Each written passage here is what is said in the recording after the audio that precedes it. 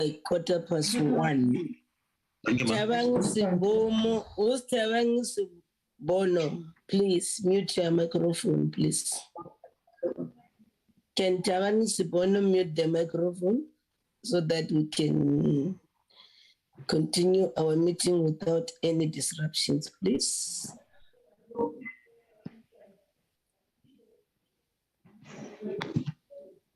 Tabang. Am I muted now? Not yet, not yet.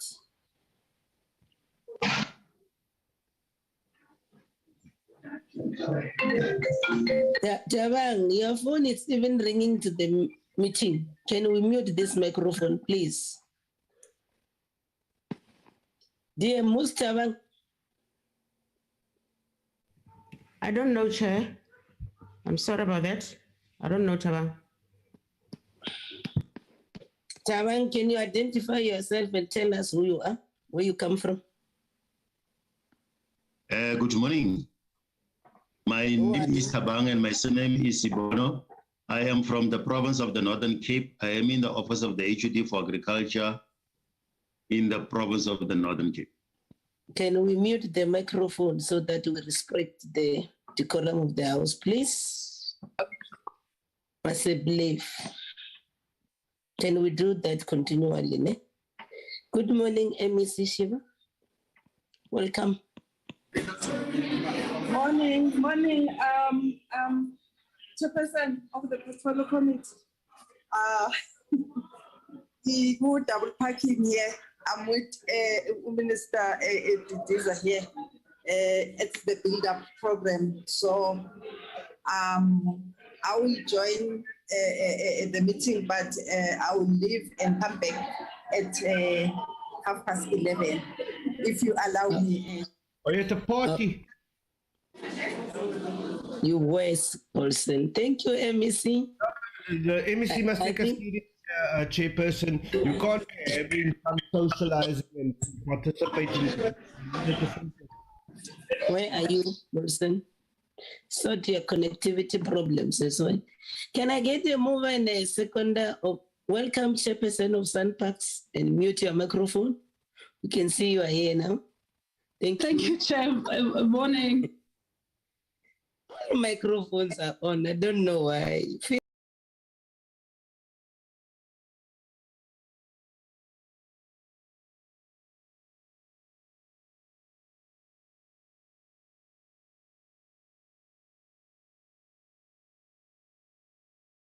I second the agenda.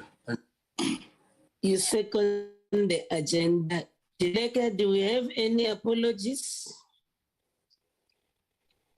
No, Chair, we don't. But okay. After the delegation list, we have the apology for MEC from the Eastern Cape and the MEC from KZN. And Northern Cape, they said that they don't have a role to play in the Kgalagadi TFCA, but the officials are in the meeting, Chair. And then Mr. Bryant will join us later. Okay. Did I greet the minister? Do I have the apology of the minister, Nicholas? Chair, Deputy Minister here. Yeah, yes. There is an. Can I also then convey the minister's apology? She is attending to another meeting, the NCCC meeting. You are the leader of the delegation. Thank you, DM. Thank you so much, colleagues. I think then we need to start with our meeting. And I believe I've welcomed everybody, team Ezemvelo. There was an apology from MEC Pillay. Am I wrong, Chileka? Yeah, correct. And then an apology from MEC Mvoko. Eastern Cape, correct. Okay, thank you so much. But I should think then, let's note the apology of the MEC Mpumalanga. By the time we deal with the issues, she should be back. typical when you have so many departments reporting to you. That's what normally happens. Yeah. Colleagues, you, Dr. Mbulelo Nokweku, your hand is up. What is it for? Good morning. And Tabo is giving. Can Tabo mute his microphone, please? No, good morning, Honorable Chair. I just wanted to record the apology of MEC Makalomhale for Free State. He'll be joining soon. He's just attending to some matter, but I'm here as the head of the department. Thank you, Chair. Okay, thank you so much for that. It's much appreciated. I was getting worried what's going on under the circumstances. Thank you. Yes, then I think we've been doing Zoom for almost 2 years now. Can we then deal with the house rules? When you are not recognized by the chairperson to speak, you don't have to put your microphone on. It's a bit counterproductive. Can we agree on this house rule, all of us, please? Thank you so much. Colleagues, let me take this opportunity to welcome you to this meeting. I'm mindful of the fact that tomorrow we are having our own budget vote debate starting at 2. Post this, you need to attend many plenaries at the same time, preparing for your speeches. We are today going to be briefed by the department and the implementing agencies and their respective tourism parks board on the 5 transfrontier conservation areas. We all know it comprising of the Kgalagadi, the Ais-Richtersveld, Maloti-Drakensberg, Lubambo, and the greater Mapungubwe 1. The order of the briefing will be the Deputy Minister, Deputy Minister Sochu, providing a political overview in terms of the presentations to be done by the department and all its implementing agency, including Suntax. However, where relevant provincial department, Suntax and Isimangaliso, and then wherever the relevant provincial government department and or the implementing agencies is making the presentation, will appreciate the relevant MECs to be making the overview. And then we will all agree is that it's obviously not the first time we are engaging on this matter of transfrontier conservation areas with the department, SANPARKS, and the other South African conservation agencies involved in the management of this area. We learned from our previous engagement that the concept of TFCA is great. For example, transfrontier conservation areas unite communities that had been haphazardly divided by the colonial political boundaries and hence create a culture of peace. These entities are envisaged to promote cross-border conservation and the huge socio-economic benefits of these through nature-based tourism, noting that the tourism industry of the African continent is underpinned mainly by wildlife. Although climate change did not feature in the original idea of designating the transfrontier conservation areas, these transfrontier conservation areas have a huge conservation potential in the face of the ongoing warming of the climate. Notwithstanding these lofty desired outcomes, the management of these transfrontier conservation areas has not produced the expected results, as we've seen it from the cross-border poaching of South Africa's iconic biodiversity such as rhinos and now elephants. There appears to be disparities in the way we perceive and treat wildlife or environmental crimes relative to our partner countries. Deputy Minister, one feels then concerned that this will create a sense of apathy in our own hardworking officials if we don't expeditiously address some of these challenges at the highest level where these transfrontier conservation areas are institutionalized. It is therefore in this regard, one would like to invite you, Deputy Minister, and the MECs present to reflect on the following while making your high-level input. The manner in which the transfrontier conservation areas were created, whether they expect advice of our technical officials who are now charged with the responsibility for managing transfrontier conservation areas have been sought, and whether the designation of transfrontier conservation areas were preceded by feasibility studies that anticipated some of ongoing challenges, and whether there are plans to establish new transfrontier conservation areas between South Africa and the other neighboring countries. If yes, how are we going to do things differently this time? And then whether regular joint planning takes place between South Africa and the participating countries for effective management of transfrontier conservation areas, and whether we expect to designate transfrontier conservation areas at sea using our marine protected areas, considering our extensive exclusive economic zones. Yourselves, Deputy Minister, and the MECs could also respond to these questions as and when you're dealing with the presentation, and the other colleagues will also ask questions once you have dealt with all these presentations. Having said that, I want to welcome all of you, as I've acknowledged everybody coming from the various provincial departments and the entities reporting to the department. I will then hand over to you, Deputy Minister. Then you'll hand over to the department, then Suntax will present, and then Isamangaliso can deal with that jointly with KZN Economic, Tourism and Environmental Affairs, and then we'll allow the Free State to present, then the Mpumalanga Department of Agriculture will be last, having us accepted the apology of the MEC. Can I hand over to you, Deputy Minister, to lead the pack?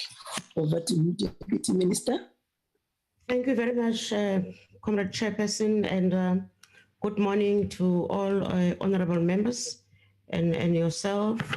And also let me extend my greetings to the provincial departments representatives who are in the platform, that is Free State and Mpumalanga. Chair, I think you have covered most of the areas of concern as per the previous meeting that we had with the Portfolio Committee.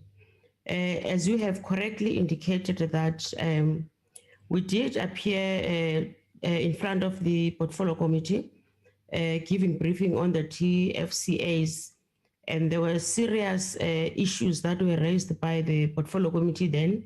And then we were then requested to go back and come back with the detailed briefings to the Portfolio Committee. And that's exactly what we will be doing.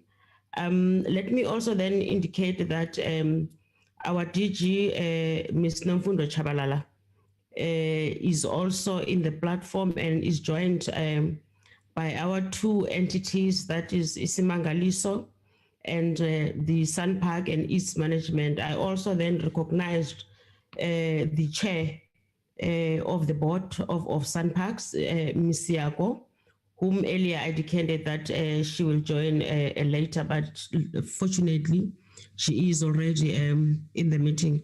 Chair, since I've looked into your agenda today and I saw that the agenda is very long, and also the fact that we need to join the mini parliamentary debates this afternoon, I'm not going to dwell into the matters, since I have also indicated to yourself that most of the issues that I have noted that I would talk on, I think in your opening remark, you did touch on those issues.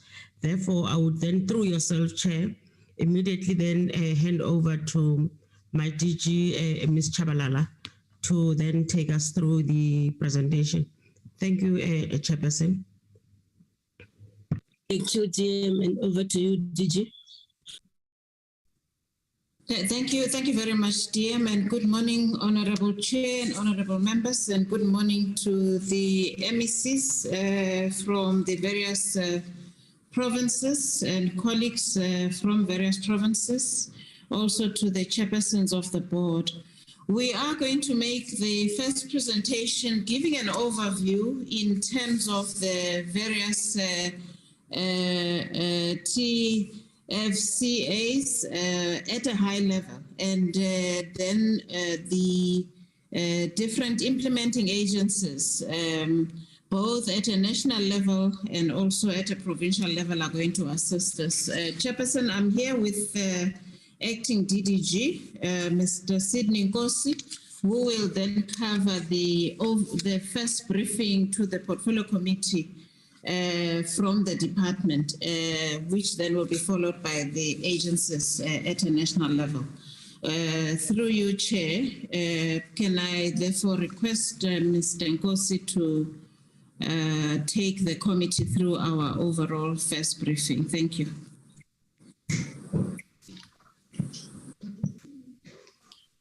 Thank you very much, DG. Good morning, Deputy Minister. Good morning, Honorable Chairperson and members. Good morning to MECs that are here, as well as the board chairpersons and HODs that are here. Good morning, colleagues. Chair and honorable members, I'll quickly just take you through an overall presentation that seeks to set the scene in terms of the details that will follow, presented by entities and provincial management authorities that are here. If you go to the next slide. Chair, the next slide just is it's a map that indicates the locality and distribution of our TFCAs in the SADC region, but the focus of the presentation will just focus on the 6 TFCAs that we have within the country. That is the Ais-Richtersveld TFCA, the Kgalagadi, the Greater Mapungubwe, Greater Limpopo, Lubambo, as well as the Maloti-Drakensberg TFCAs. If you can move to the next slide. The legal mandate actually comes from the South African Development Community, what we call the SADC Protocol on Wildlife and Law Enforcement. That will be the Article 4.2F that seeks to promote the conservation of shared wildlife resources through the establishment of TFCAs. And within that legal mandate, we also got a constitution that makes provision through the approval of the president working with DERCO to enter into international agreements in the establishment of TFCAs. If you move to the next slide.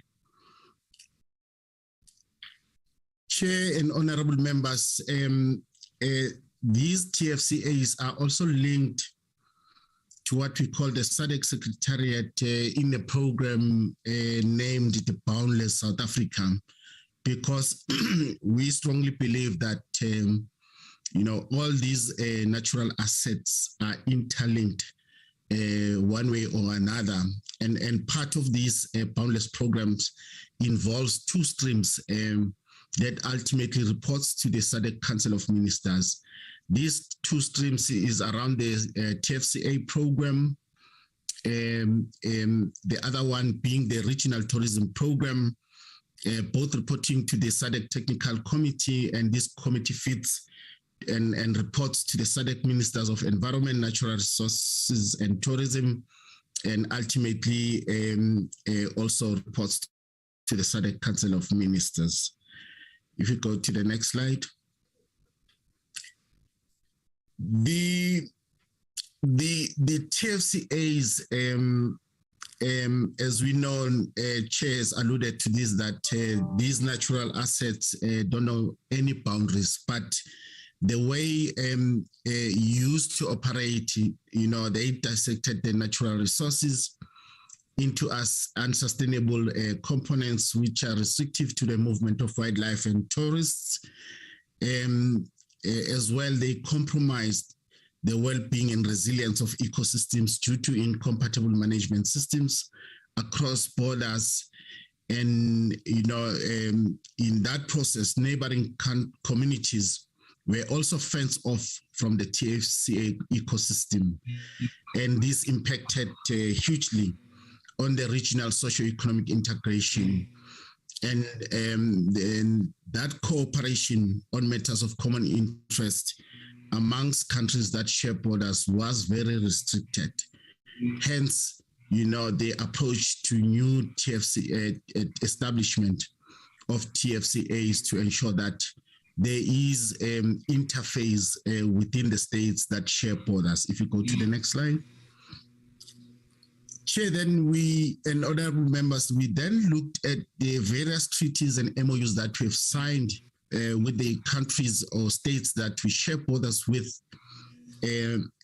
I'll just, without going into the details, I'll just focus on the effectiveness of these MOUs and treaties that we have signed with the member states, starting with the Kgalagadi TFCA, where Botswana is currently the coordinating party, and we have recognized that structures have not been meeting regularly. This might be as a result of a number of challenges within the coordinating countries, and we know COVID, how it impacted the one-on-one meetings.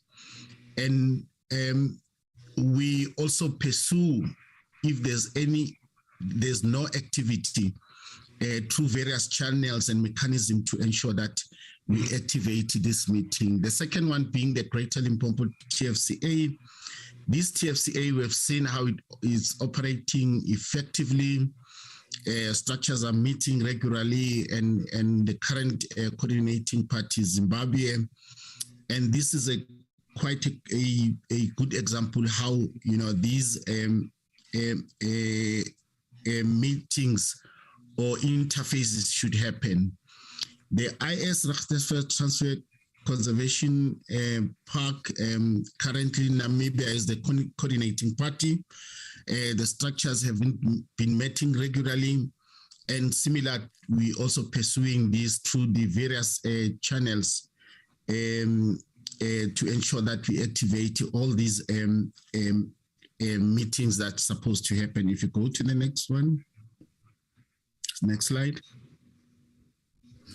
On the Maloti-Drakensberg TFCA, there's no currently coordinating party, but Lesotho, with ourselves as well, there is a draft treaty that is under discussion to ensure that all the coordinating role is accorded to the championing country, so that those structures can start to meet and discuss all the issues that relates to TFCAs. On the Lubambo TFCA, Eswatini is coordinating party, and since the civil challenges the country has experienced exacerbated by COVID, we have also noticed that the meetings haven't been sitting regularly, and we're also pursuing that to ensure that there's activity.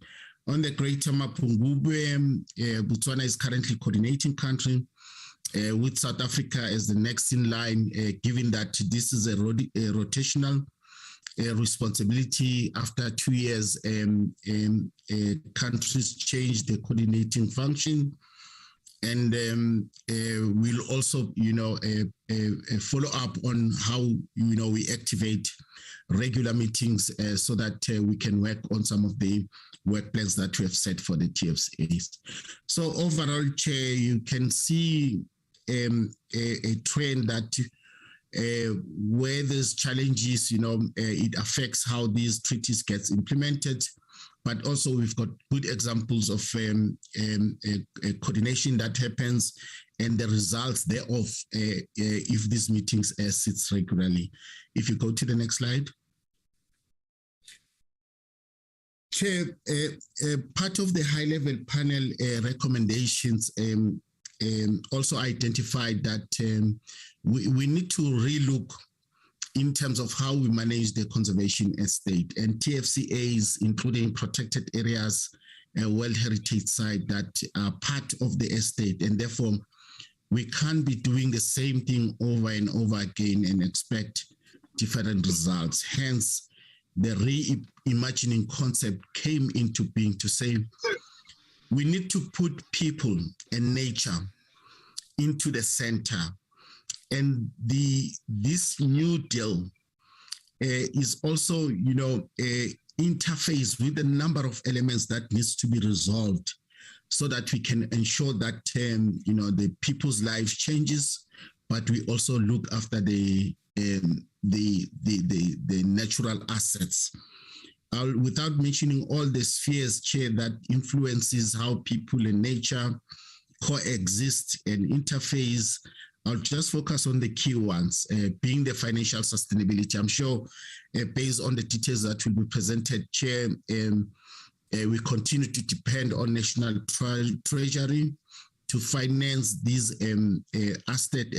assets and the estates, and therefore it's not sustainable. We need to look at alternative and innovative ways how we, mobilize resources to ensure financial sustainability. I think that will also assist in cutting this dependency, this umbilical cord linked to the national treasury.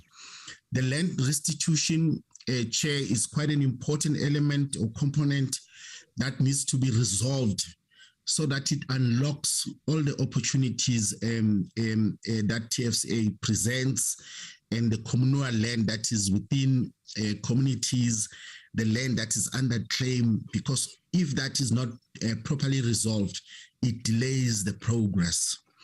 In terms of ecotourism, I think it has been mentioned that it's quite an activity that contributes to a number of elements such as creation of jobs, but also, provides the revenue that is needed to be injected back into these natural assets. But we also, promote sustainable use in a sense that these assets, as much as they are held in public trust, they also need to benefit the communities, especially the communities that stay in and around TFCAs. Is quite important. That's why the reimagining concept starts to put people at the center. They need to be also integrated in terms of the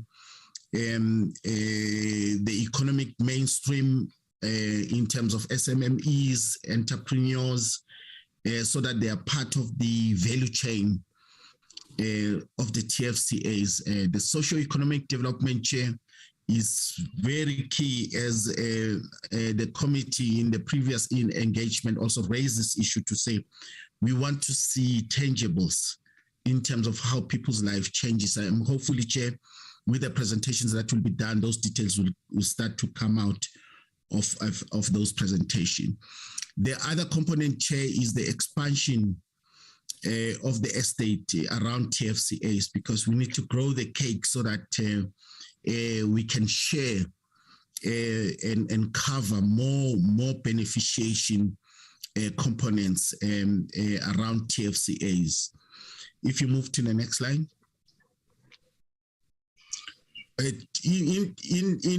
In an attempt, Chair, to just unpack what we then mean by the reimagined TFCAs around the new deal with people and nature, Chair. As you will understand that the ecological issues are quite important as the assets, but these assets needs to, interface with the socio-economic development and opportunities, as well as we need to properly govern these assets so that, we improve on our ecological integrity, but also contribute towards. Please, sorry, Tatekos. Who's N Matika? Who's N Matika?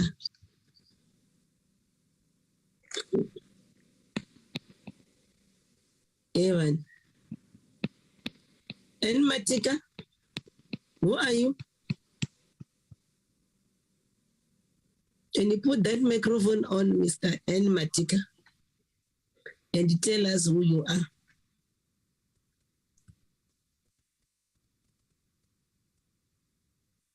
It's gone, ma'am. Proceed. Proceed, Tatenkos. Sorry about that.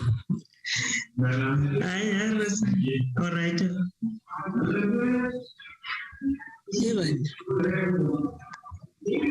Evan, who's N Matika? Who's N Matika? Who's the person from the platform, Chairperson?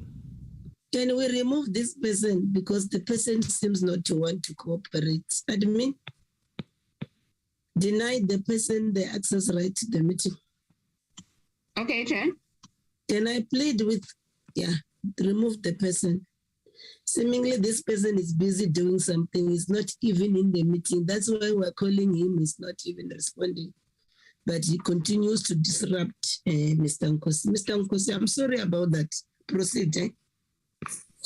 Thank you very much, Chairperson. As I was saying, Chair, for us to fortify this new deal with people and nature, these aspects on ecological, socio-economic, and governance are quite important. But more important is how we also, lay a strong foundation to ensure that we anchor strongly the issues of transformation of the sector. And therefore, those transformation imperatives are quite important to ensure that we break the chain of domination and start to mainstream local communities through beneficiation, through creation of opportunities and programs that benefits directly the communities in and around TFCAs. If you move to the next slide. Chair, I'll just touch on those components that I've alluded to in terms of what is it that we want to change, but what is it that provides an opportunity in terms of what the department provides in terms of the role and legislative mandate that we need to play. And the reason why I've put it in a secular format, Chair, I believe in a secular model, other than the linear path whereby, we've been, a strong conservationist in our role, protect the environment without considering how these assets needs to be translated in terms of beneficiation. And I think, Chair, in terms of the ecological integrity, restoration of the ecosystems, because this is an important asset that we need to look after, how we deal with the joint management tools with the member states, also synchronization of the wildlife management activities, harmonization of policies and legislative tools, so that what happens in the side of South Africa must be more or less similar to what the member states are also doing. And I think in the South African context here, we've done a lot in terms of the legislative tools to ensure that the governance of these natural assets is also looked after. And I think we've got good legislations, of which in some instances we also engaging with member states to ensure that they also align to the good practice that the country is also following. If you go to the next slide. On the socio-economic imperatives, Chair, I think recently we've seen trigger points that if we don't really focus on the socio-economic imperatives, we are bound to have these issues perpetuating further. And part of these elements are around the human-wildlife conflict, where either, the wildlife leaves the reserves or the TFCA and causes problems for the community, or the communities, vandalizing the fences, entering the protected space, and that conflict will continue to exist. But, we need to change that conflict into coexistence. And part of these socio-economic imperatives and the new change and the new reimagined TFCA is also pursuing the change of that. We cannot ignore the three big issues that faces the country around unemployment, poverty, and inequality. And I think we have seen that during the COVID that there was an increase in terms of poaching incidences on high-value species, iconic species, being the rhino. And we've seen incidences on poaching that were purely for subsistence. And I think this tells us what is it that we can do to change the current situation. And I guess, Chair, part of the presentation that will be done will allude to the details in terms of what is happening on the ground. Part of that, Chair, the department, I think, recognizes that the co-ownership as well as the management agreements that are being forged between communities and management authorities as well as the entities are in an attempt to unlock the potential on the socio-economic beneficiation imperatives. Are we doing more? I think there's work that has started, Chair and honorable members, but we still hope that more can be done around this particular imperative. We've gone to the next one. On the financial sustainability, Chair, as I indicated, the dependency to national treasury allocation, the declining revenue puts these assets into risk. And I think we need to look at options in terms of alternative innovative funding. We're looking at the European Union funding sources, the Global Environmental Fund. I think department has been tapping and assisting TFCAs in terms of the JEF program. We need to look at partner countries in terms of their contributions. But most importantly, these community-private public partnership agreements with sustainable financial models needs to be also pursued to ensure that we secure the financial sustainability of TFCAs. And I think the department has done completed a plan on resource mobilization that looks at options and alternative innovative ways. How do we start to mobilize our resources through various efforts? And will be launching soon what we call the investment portal, where management authorities and entities can actually go online, load their projects that they think can, invite or entice potential investors, so that when we invest in these facilities, they create a financial sustainable TFCA with those beneficiation coming out of that particular investment. And I think, Chair, we've seen lately Simangaliso had their investment summit. We've seen Suntax also having an investment summit where they are looking at partners that can jointly invest into the TFCAs for the required financial resources and injection, so that we can also expand on our beneficiation program. If you go to the next slide. On the expansion, Chair, as I indicated, there's a lot of land that is under communal and traditional leadership that we need to also consider. But there's also other environmental conservation mechanisms that we can pursue to ensure that we increase the TFCA estate because there's competing land use around these TFCAs. I think of lately, mining continue to have an interest around TFCAs, and if we don't expand our borders, boundaries as well, our zones of protected environment, we stand a chance of competing with other land uses that might affect the status of TFCAs. And I think as a department, we do have a national protected areas expansion strategy in place that indicates how much of land under conservation we need to put to add to the existing estate so that we expand on our TFCA estate. And I think, Chair, as I mentioned, that the communities, the land that is under traditional communal leadership, we need to consider inclusion of that particular land. And I think there is some instances where that has happened. And I think the agencies as well as management authorities will provide some details on that. If you go to the next slide.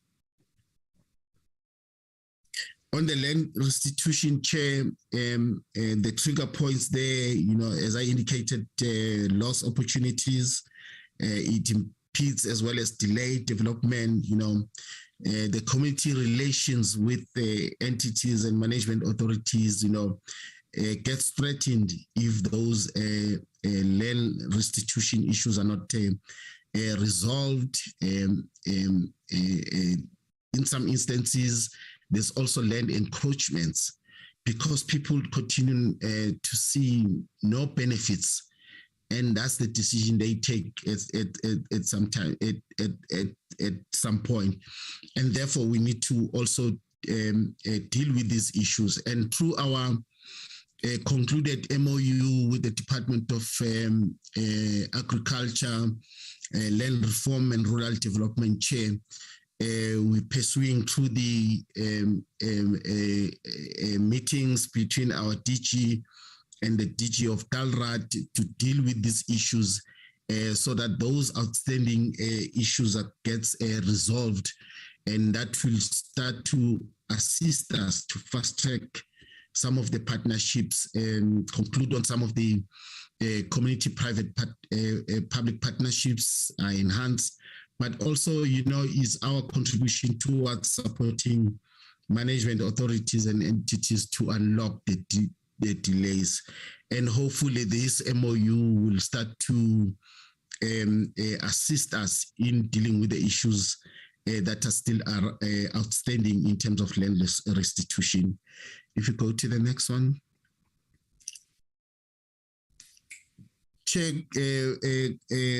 going towards conclusion, Chair, these remains our priority areas in terms of ensuring that we harmonize policies and legislations with the member states, use TFCAs as mechanism to reduce wildlife crimes through alignment of penalties and procedures.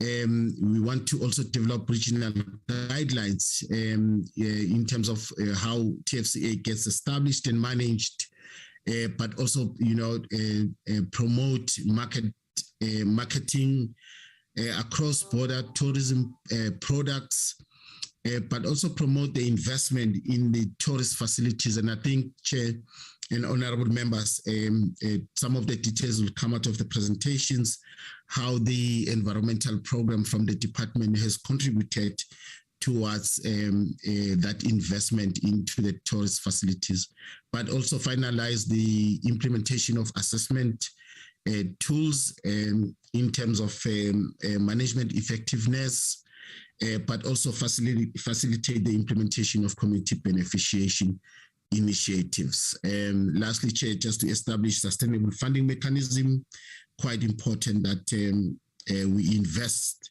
back into the TFCAs. If you go to the next slide. In conclusion, Chair, we think that actually we believe that TFCAs plays a critical role in the conservation and management of shared ecosystems, but they are quite critical catalyst in the rural development as developmental nodes. And we recognize that, as I said previously, Chair, there's no huge steel industry in rural areas. There's no huge rubber industry that can do mass employment of people, and therefore TFCAs remain central in unlocking those opportunities. They also offer a unique cross-border experience. As you will hear, Chair, they said from the management authorities, you can sleep in Swaziland, have tea in Zimbabwe, and lunch in South Africa. You'll hear the details presented by management authorities. They continue the TFCA's Chair to be the key drivers for regional integration, and also present opportunities for synchronization of wildlife management activities cross-border. They also present opportunities for establishing community conservation areas as buffer zones. As I indicated, the communal as well as the tribal authority land can be included and incorporated as part of the TFCAs. But also, TFCAs facilitates the development of critical infrastructure, including roads, tourism access facilities, and you'll hear about the Sunny Parks road upgrade. I indicated, Chair, that last week I visited the Mapungubwe to talk with the adjacent landowners in terms of including their land as part of Mapungubwe. And what I also noticed, the road from Musina to Mapungubwe, 90 kilometers of that is being upgraded, potholes are being fixed, and that's what the tourists are looking for. And I think that this infrastructure also facilitates, the access. There's also the facilitation of cross-border tourism through various packages that are being promoted in terms of events. You'll hear about the Tuli as well as the Desert Nights. And I think those events, Chair, also includes communities where they provide various support goods and services during those particular events. And I think that is the last sentence from my side, Chair. I'll pause at that, Chair. Thank you very much.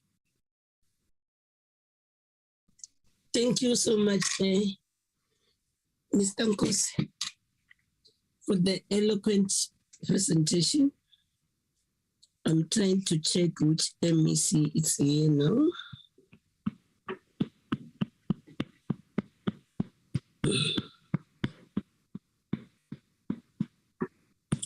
Can we allow Professor Nzama and the CEO to deal with their presentation for now? First, I know it's linked to the Ezemvelo one. We'll then allow the Ezemvelo team to deal with this.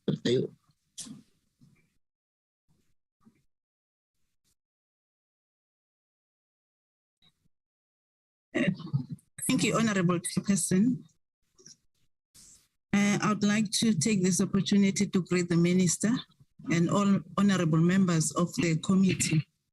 I am with the CEO of Ismangaliso, Mr. Sibusiso Bukhosini, and I'm going to request him to take the committee with the presentation.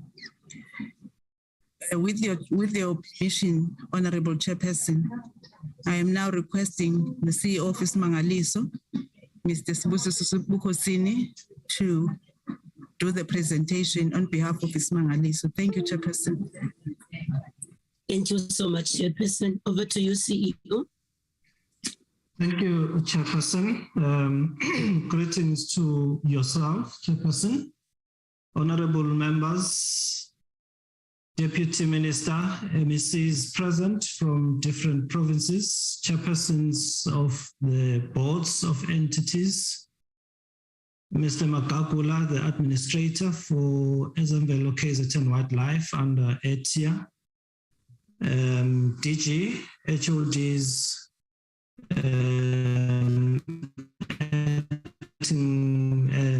DDG, Babunkosi, colleagues, very good morning to all of you.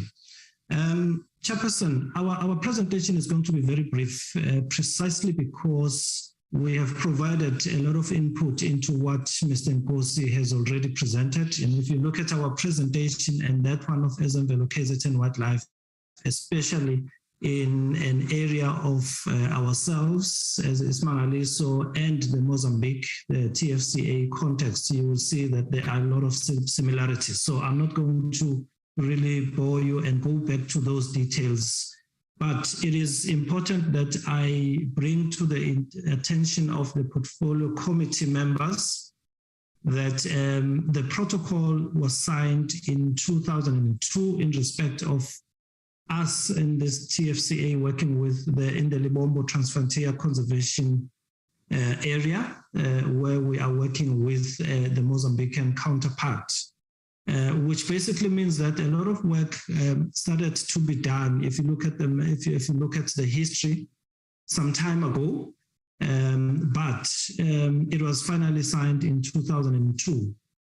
The main issue that we need to appreciate is that when we took over as Ismangaliso from Ais-Richtersveld KZN Wildlife, we had to work with the issue of making sure that we join the Kosi Bay, because last time, earlier those days, it was Kosi Bay, but Kosi Bay, Tenbendo, Swaziland, but we had to work now with Kosi Bay and Mozambique because of the proximity. So we had to extend to Mozambique purely because it became even more relevant in 2019 when our MPA was extended, because we're sharing the same ecosystem basically with Mozambique. So we had to extend, however, there were issues that I really want to bring to the attention, which are still an issue even today. Some of them, the issue was that there were issues around the legislation, compatibility with that of Mozambique. There were also interests that the country itself had, which were contrary to what would make them to qualify as a World Heritage Site as we work with them, i.e. issues of the development of the harbour and other developments that are there, your beach driving. Those were the issues that were of greater concern. But I must indicate, Chairperson and honourable members, that if you follow what has happened, Mozambique is working hard to make sure that they deal with those issues. But because the issues have not been finalized yet, we have not been able to provide them with the concurrence letter, especially from our side, because in order for them to be listed as a World Heritage Site, they need to get the concurrence to a member state. In this case, it will be ourselves as South Africa. And until we have a clear understanding in terms of how do they want to deal with the issues of the harbour as well as the beach driving, we are not in a very good position to do that. We've been working with them for quite some time in making sure that that information is made available to us so that we'll be able to provide that dossier, that information which would help in providing or making that concurrence letter available. Be that as it may be, Chairperson, one needs to indicate that we have engaged with them at an operational level. In November 2020 in particular, we have been with them, working with them in making sure that they are working towards this issue of being listed as the World Heritage Site.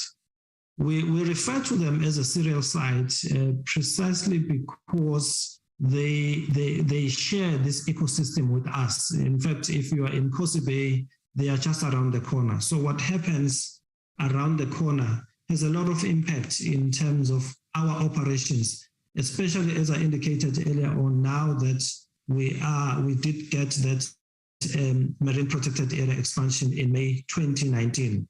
One of the key issues there, which is our main concern, which is why we are waiting for that harbor and the beach driving issue, is that in the proclamation of the marine protected area, one of the key objectives is to contribute to the national, regional, and the global representative system of the MPA, which again, the issue of protecting the inshore ecosystem inclusive of the turtle nesting beaches and subtropical coral reefs, to protect the offshore benthic and the pelagic ecosystem, including turtle foraging sponge grounds, as well as to protect the migratory corridors for whale sharks and other species. Now, if you allow activities like your beach driving, your harbor, you will definitely be working in contrary to these objectives. And therefore, those for us become very critical in making sure that in their plan and their legislation and policies, these issues are explicitly clear so that we'll provide that concurrence to support their cause. In terms of the economic opportunities, we have looked at the issue to say in our communication with them, issues like if they were to look into the issue of proclaiming or listing as a World Heritage Site, it would provide concessions in the form of your boats, your charter fishing, diving. There will also be scientific research and knowledge that will be shared. And also there will be controlled activities that we share with them, i.e. the issue of the trolling, the fish trolling that we know is happening in that area. So those will be benefits that will be accruing to as a result of the TFCA, but in particular that site being recognized as a World Heritage Site. So that is what we have done so far.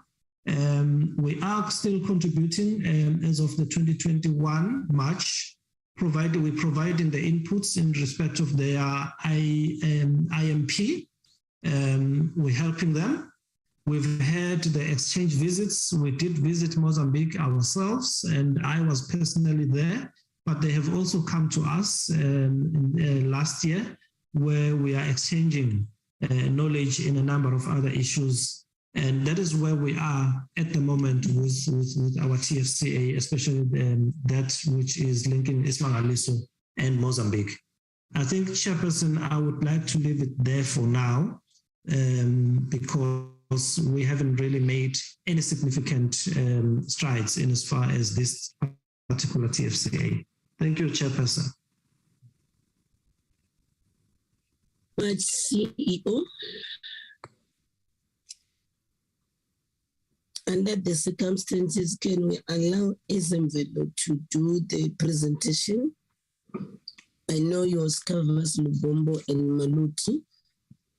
Then we can allow the Free State to do the same. The administrator of Ais-Richtersveld, are you ready to make an overview and then assign whoever has to deal with the presentation? Thank you very much, and good morning to you, Chairperson. Let me also greet all the political principals present in this platform.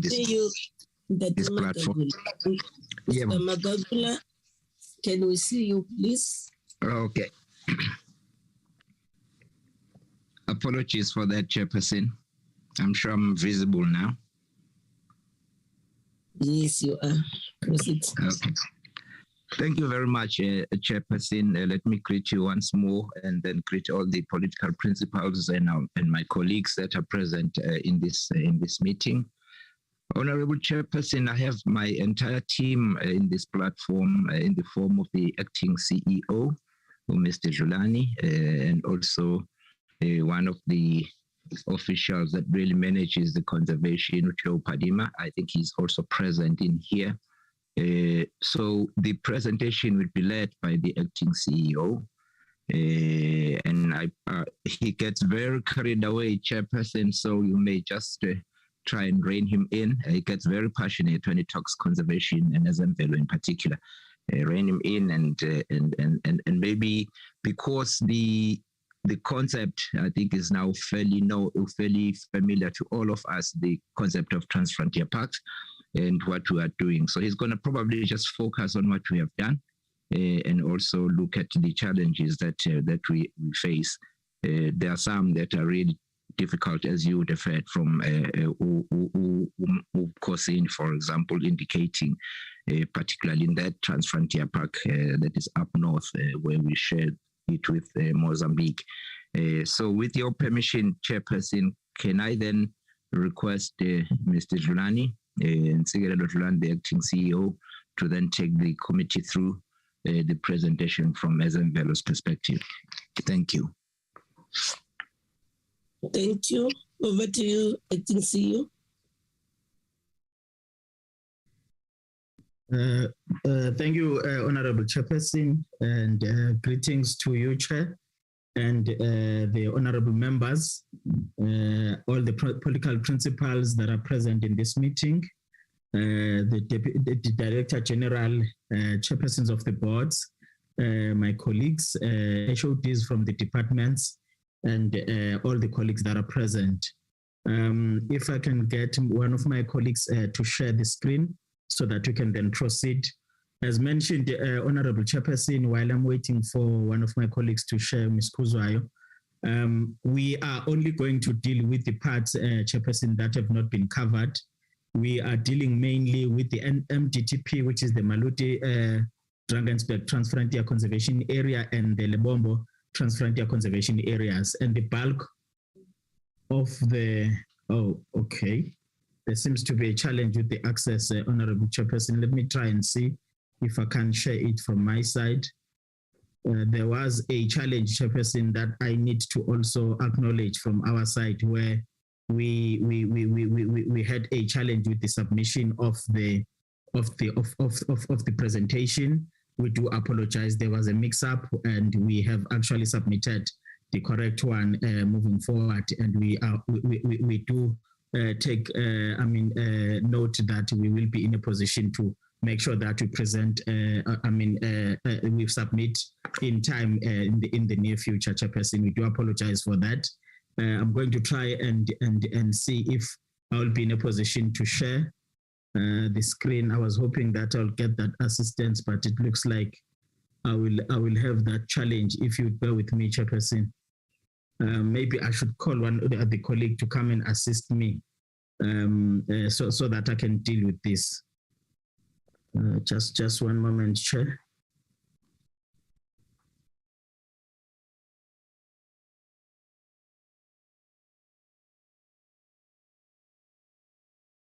Presentation is open. Can you just check? Where's the presentation? It's open. Just open the presentation.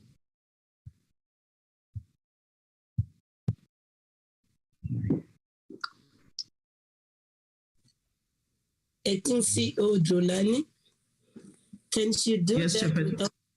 Can she do that without talking into the meeting? Let her help you quietly, so. Yes, Chair. Sorry for that.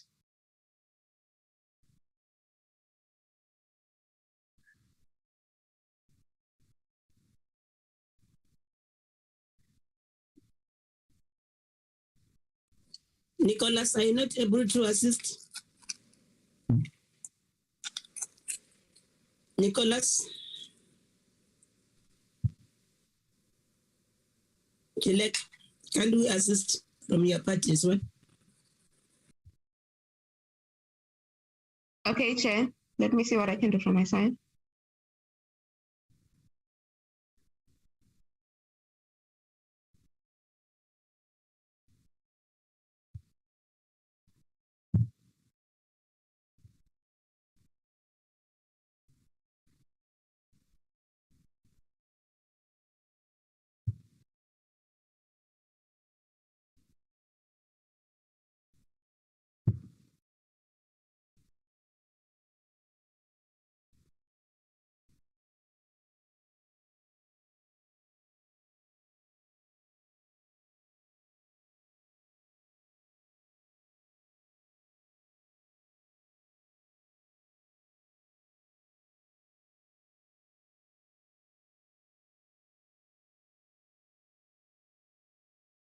Are we not winning both sides?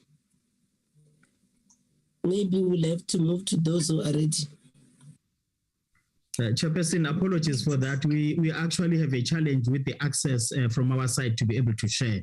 So we've been trying to actually get that access. It seems to be kicking us out as far as access to be able to share the documents. That's where the challenge we have currently, Chairperson, and we do apologize. If the colleagues could be in a position to assist us, I would really appreciate that. Thanks, Chairperson.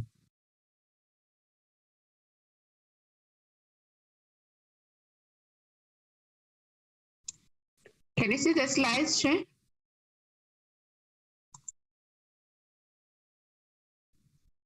Yes, Chair, I think I can see the slide from our side. Yes, you can proceed. The presentation is on there. Thank you, Chairperson.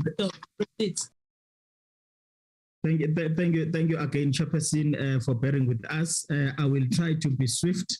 Chairperson, most of the work that, most of the slides, especially with regards to the Mgtp, have been covered by the two colleagues that have spoken before me. So slide number, the next slide, which is slide number 2, if I can get to the next slide, please. Really talks to the overview of the presentation, which focuses on the two TFCAs that we'll be talking about. If you can move to the next slide.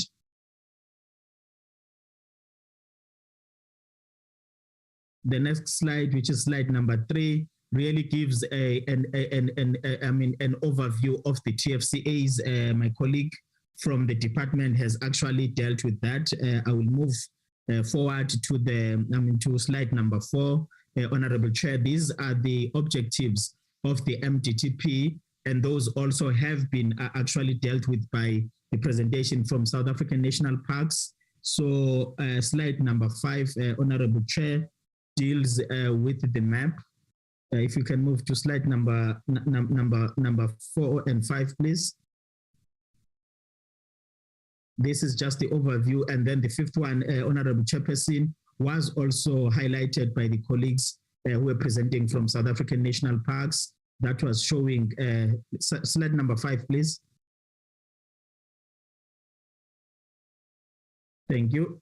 This map has been shown by the presentation from SunParks, Honorable Chairperson. It shows the map that highlights the area that is covered by the Mgtp. I also would want to move from this particular one to slide number 6 in the interest of time.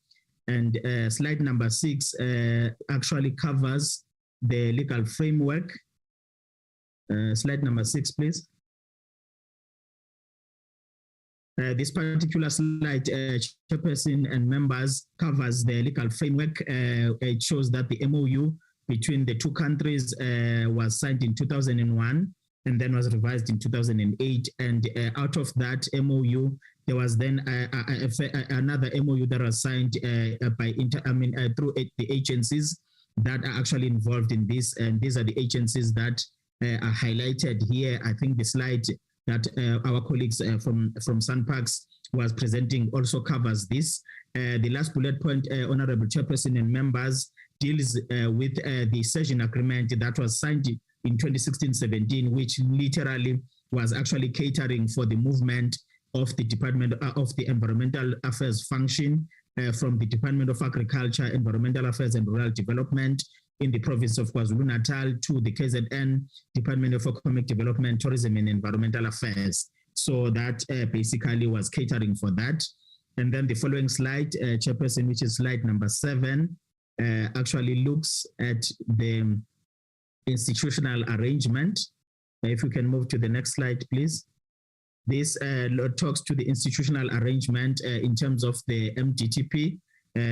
This is actually, spearheaded by the Ministerial Committee, and below that there is a bilateral committee, and then below that there are national coordination committees from the two countries, and then there is national coordinating units between the two countries. That is also what we are saying on this on this slide. And we are saying that in terms of the working groups, Honorable Chair and members, there are 4 working groups. There is a biodiversity protected area working group. There is a tourism working group, there is a cultural heritage working group, and then there's a bilateral security working group. And the meetings are done quarterly, and presented to the National Coordinating Committee, which include financial reports. And then biannually, those reports are then presented to the bilateral, coordinating committees that then reports to the relevant, principals, political principals in the form of the ministers. The next thing then deals with the planning process within the Mgtp. If we can get to slide number 9. This particular one covers, Honorable Chairperson, the strategy which was developed as a 20-year strategy.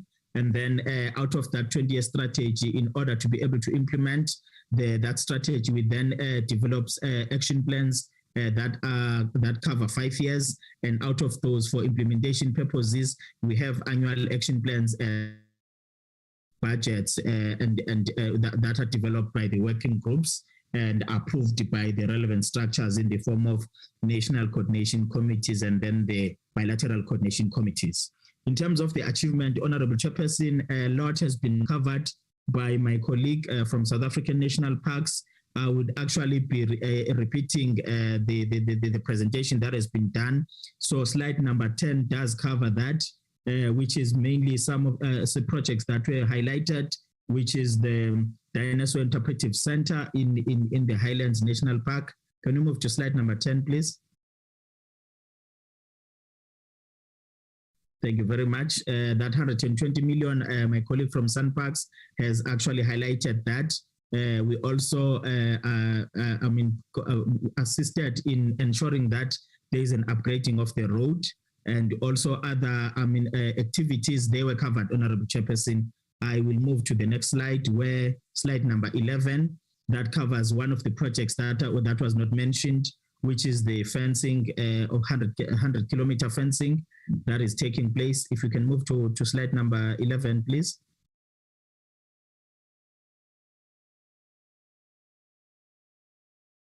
Thank you very much.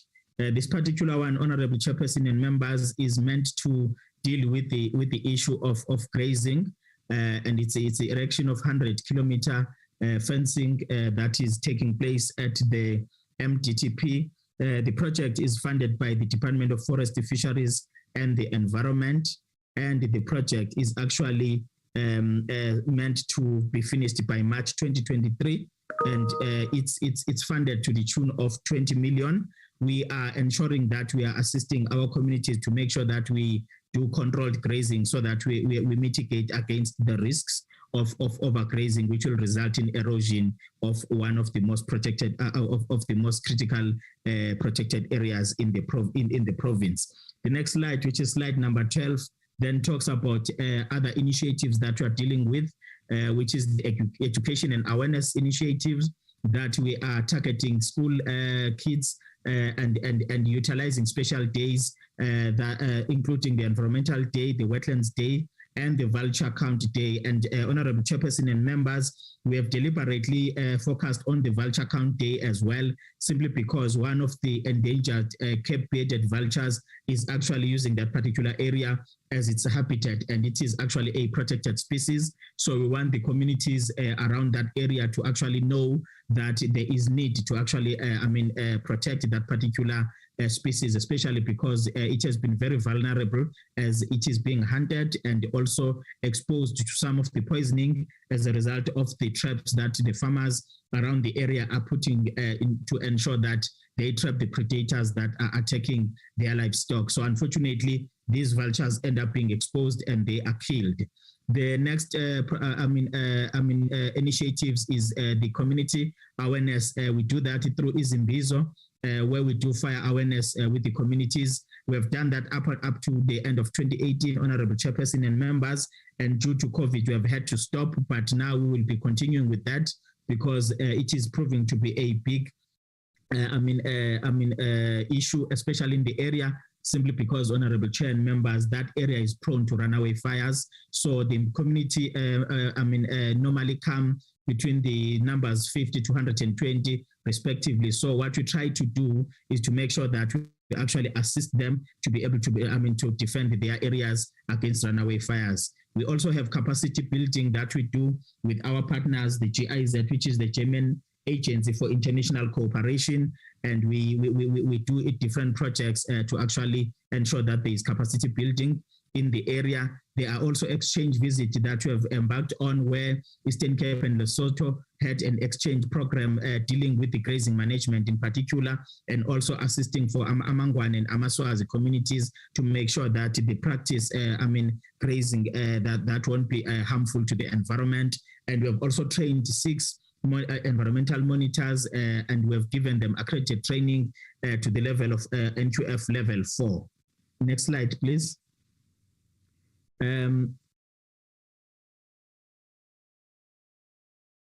Next slide, please.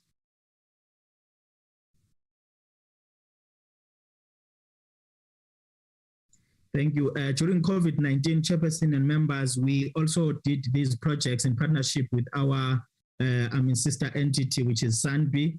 In Upper Otugela, there was a total of 70 people that were employed. Out of that, 61 were youth and 40 were women. These are the programs that we did, through the EPWP program of SANBI, through the Combat program, as well as through the Presidential Youth Employment Initiative.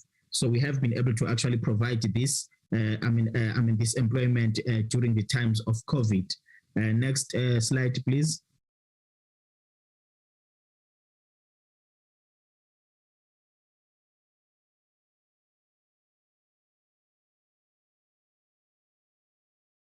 Chairperson and members, this particular one talks about the challenges. We've highlighted 2 challenges, and one of them is the issue of non-contribution by signatories to the MOU that we entered into as agencies that are responsible for that particular for that particular TFCA. And this was after the World Bank funding came to an end in 2007, and we have had some challenges with some of the agencies and the departments, and there is a slide that shows those contributions. There is also inadequate resources, which is actually causing a bit of a challenge, Honorable Chairperson and members, especially because only 3 agencies have been contributing, and that has had a negative impact on the funding of this particular initiative. And we have engaged with the department, and the DDG responsible for biodiversity conservation is actually engaging all relevant parties to make sure that they come on board and be able to actually contribute as they had initially committed to do that. And we have the view that that particular issue will be addressed. The next slide, Honorable Chairperson, slide number 15, actually highlights those agencies that are responsible for that particular contributions, and those that has not been contributed. If you can move to slide number 15.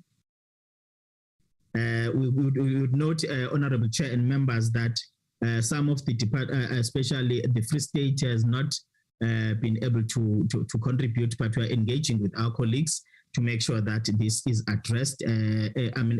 KZN was engaged, and there is commitment that that particular issue will be addressed, and the matter is addressed at the level of the DDG, and we are hopeful. There is a meeting that will be coming through on the 31st. These issues will be addressed, Honorable Chair and members. And then I will be moving with the next slide to the Lubambo Transfrontier Conservation Area. If you can move to slide number 16, please. Chairperson and members, as my colleagues have mentioned, CE of Isimangaliso, there are similarities even in this particular one, because we work together, firstly within Isimangaliso and also within the region. So there are similarities to these presentations. We are mainly responsible for those that are outside, and also working together with Isimangaliso on those that are inside. So the Lubambo Transfrontier Conservation Area, if we can move to the next slide, is actually having 5 TFCAs that are actually forming part of that Lubambo Transfrontier Conservation Area. If you can move to the next slide. Chairperson, the Tembe Elephant Park and the Maputo National Park are, form part of the Transfrontier Conservation Area and Resource Area. This was established by the protocols of the 5th of July, 1999, that was signed by the head of states of Mozambique and South Africa, and then His Majesty the King of Eswatini. And then the protocols after that were signed by the relevant ministers in 2000.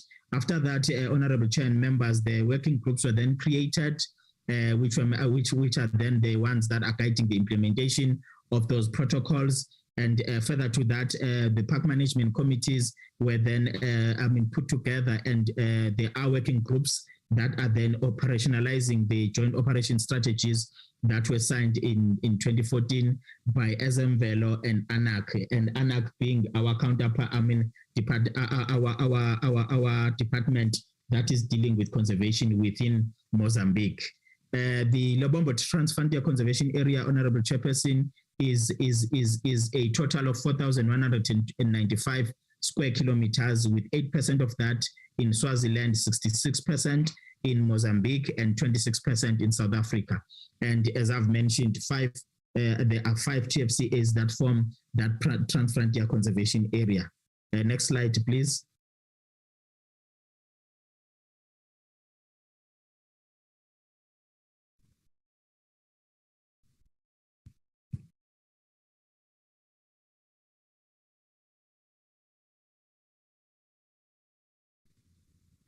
Thank you, colleagues. I see, I'm not sure why it's being cut now, but these are the 5, Honorable Chairperson, these are the 5 TFCAs that we have that form part of the Lubambo Transfrontier Conservation Area. It's the Lubambo Conservancy that, sorry, can you go back to slide number 18, please? It's the Lubambo Conservancy, which is between Mozambique and Swaziland, and then the Nsubane Pongola Transfrontier Conservation Area, which is South Africa and Swaziland, Songimbelo Maloja TFCA, which is South Africa and Swaziland again, Ponta Doro and Kosi Bay is Mozambique and Swaziland, and that's the one, Honorable Chair and members, that my colleagues from Isimangaliso were referring to, because it is within their jurisdiction. Then we have Usutu Tembe Futi, which is Mozambique and Swaziland, which is mainly the one that we said it's the core that has got, Maputo National Park and the Tembe Elephant Park. If you can then move to the next slide.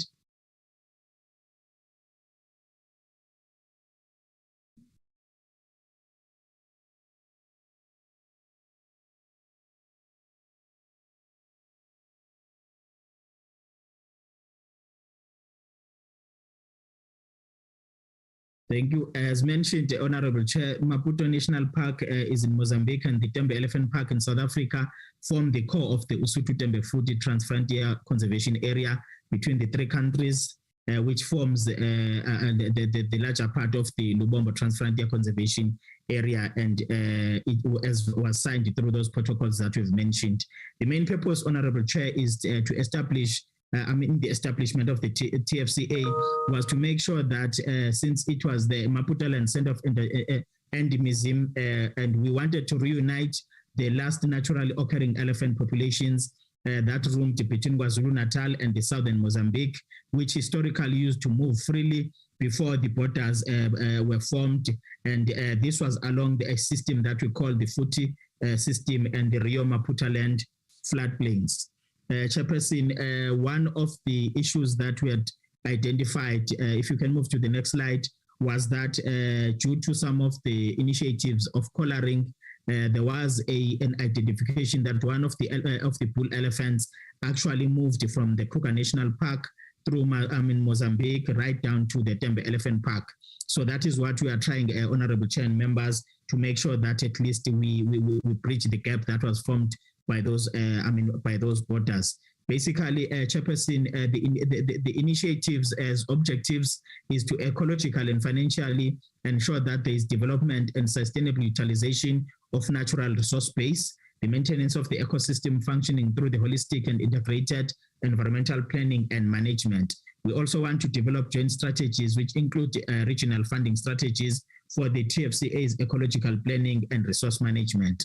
In terms of the protocols, we want to actually, there is Trilateral Ministerial Committee, which is composed of the 3 ministers from 3 countries. There is a Trilateral Commission consisting of officials appointed by the 3 ministers. Below them, there's a task groups of the relevant TFCAs, those 5 transfrontier conservation areas. And below those, there are task teams that are actually dealing with the implementation of the various aspects that relates to the TFCAs, such as biodiversity conservation, community engagement, safety, and security. And the next slide, Chairperson, mainly talks about what we have narrated in this particular slide. Slide number 21 actually shows the institutional arrangement. It's mainly similar to this particular one. So we can then move to slide number 20 swiftly, and then slide number 21, because this mainly talks about what I've already highlighted. Chair, in terms of the programs, in slide number 21, in slide number 22, the programs that we have, the translocation programs, the translocation program, where in 2010 and 2018, there was a translocation of 1,300 heads of game to the Maputo Land National Park. This was done, Honorable Chair and members, in the form of donations and as well later of sales. And the intention was to actually ensure that the Maputo National Park does have the seed game to make sure that it is sustainable. And once that was done, Honorable Chair, the parties also saw that there is an opportunity for raising funds to be able to actually acquire game through sales rather than the donations. And we are actually continuing to do monitoring through conducting game counts and field data collection. We do, Chairperson, have game counts that we do annually using area census counts, which started in 2010. To date, we have done 6 of those with our counterparts in Mozambique, and the trends are showing that there is growth in that particular area. And we want to make sure that we keep this, Honorable Chair and members, so that we do have credible data which will assist us to be able to make sure that we monitor the progress in terms of this particular area, especially because there was game that was donated, to make sure that we assist our sister parks in Mozambique. We also agreed, Honorable Chair, that these game counts will be done in the months of August to September, so that at least we do not have problems with the vegetation, as the area is prone to some heavy rainfalls around the area during the summer months, and we want to make sure that we've got enough access to be able to deal with the animal control. And Chairperson, one must also mention that there is an identification of a need to actually have some of the species collared, so that we could be able to monitor their patterns and movements. As I've mentioned earlier, Chairperson, that there was also an identification of a movement of a bull elephant that moved all the way from South African National Park through Mozambique, from the Kruger National Park through Mozambique to the Tembe Elephant Park. And of late, we have been seeing a lot, Chairperson, of animals, especially the elephants breaking through from Mozambique to South Africa. Unfortunately, causing problems with the crops and the communities, destroying their crops, as well as also breaking into Tembe Elephant Park. So this will assist us in ensuring that we actually monitor and identify the challenges or the reasons why there is this pattern that we have identified of late. Then, if I can get to the next slide, please. It talks to the programs that we're dealing with. Next slide, please.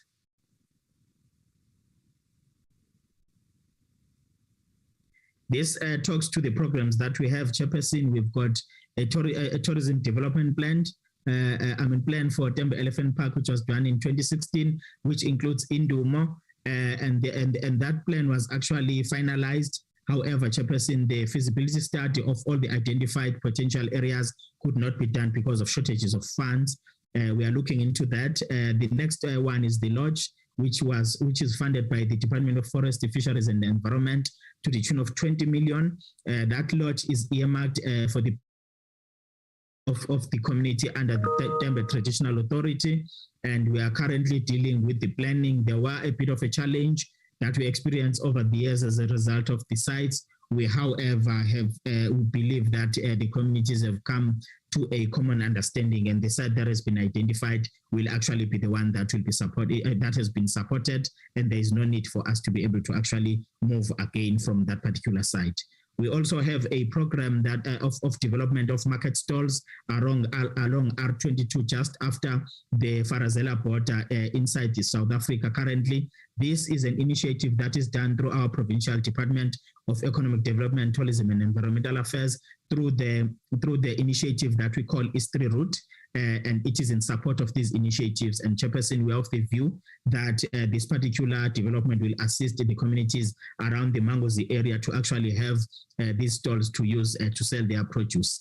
Further to that, Honorable Chair, we are also doing joint operations of law enforcement between ourselves and our colleagues, particularly in Mozambique, and where there is a greatest threat that has been happening as a result of the cross-border crime that is happening, especially in the form of poaching, and we are seeing an improvement and successes are actually identified.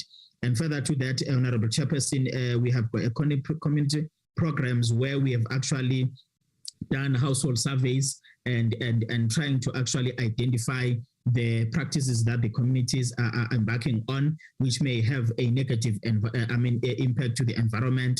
And the intention is to then tailor-make programs that will attend to that and also try to find solutions to some of the causes that might be as a result, that might be resulting to those practices by the communities. Next slide. This particular slide, Chairperson, is slide number 24. It is just an artist impression of the admin area or of the admin block that the lodge is earmarked to have. So we will just move swiftly from that to slide number 5, which slide number 25, which then deals with community programs. If we can get to slide number 25, please.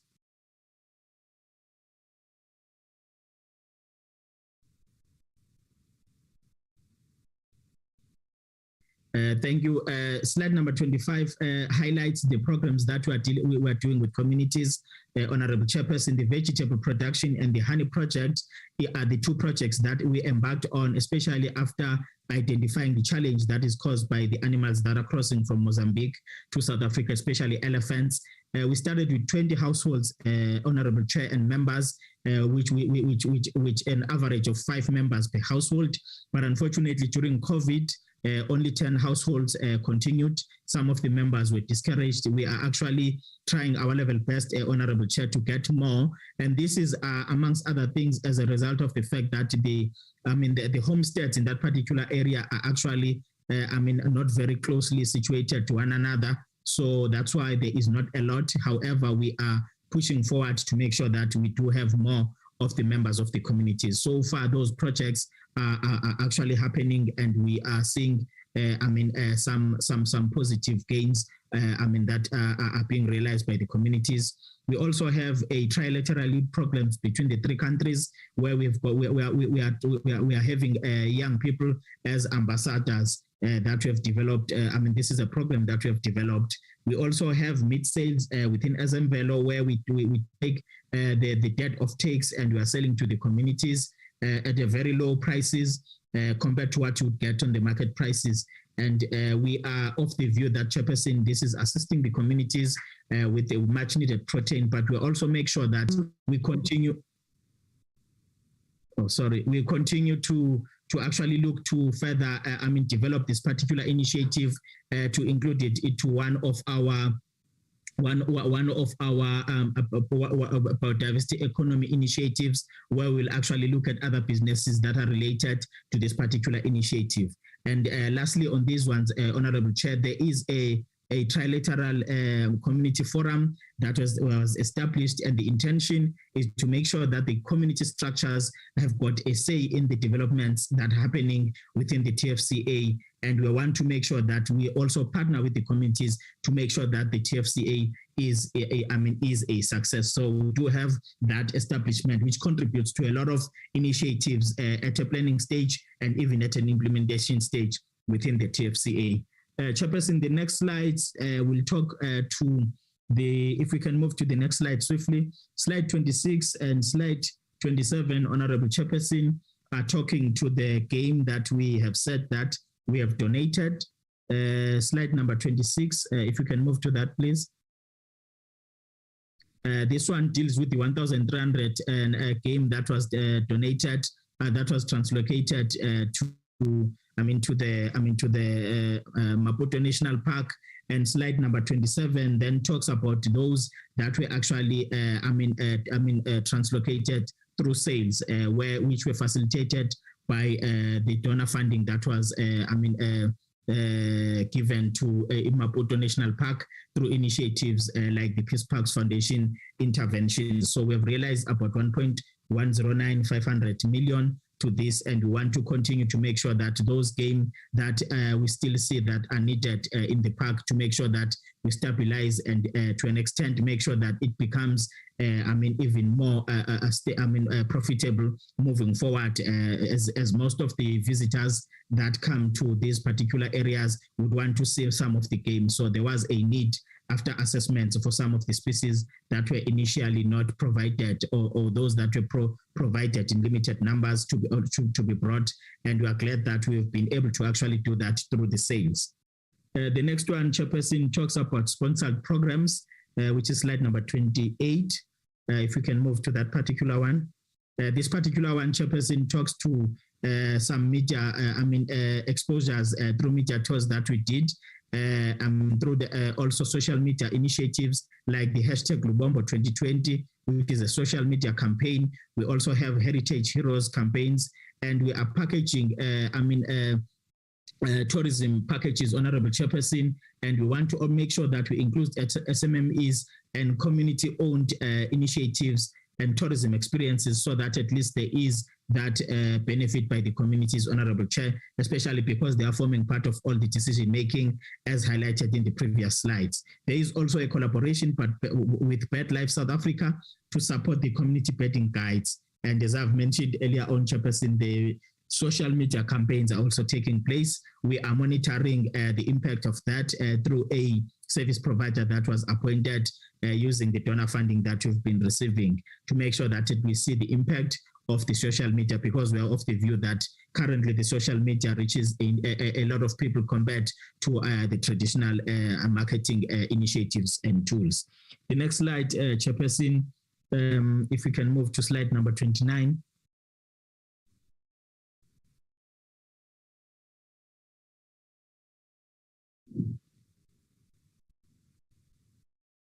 This particular slide, Chairperson, just shows that we have been looking at the impact of us providing those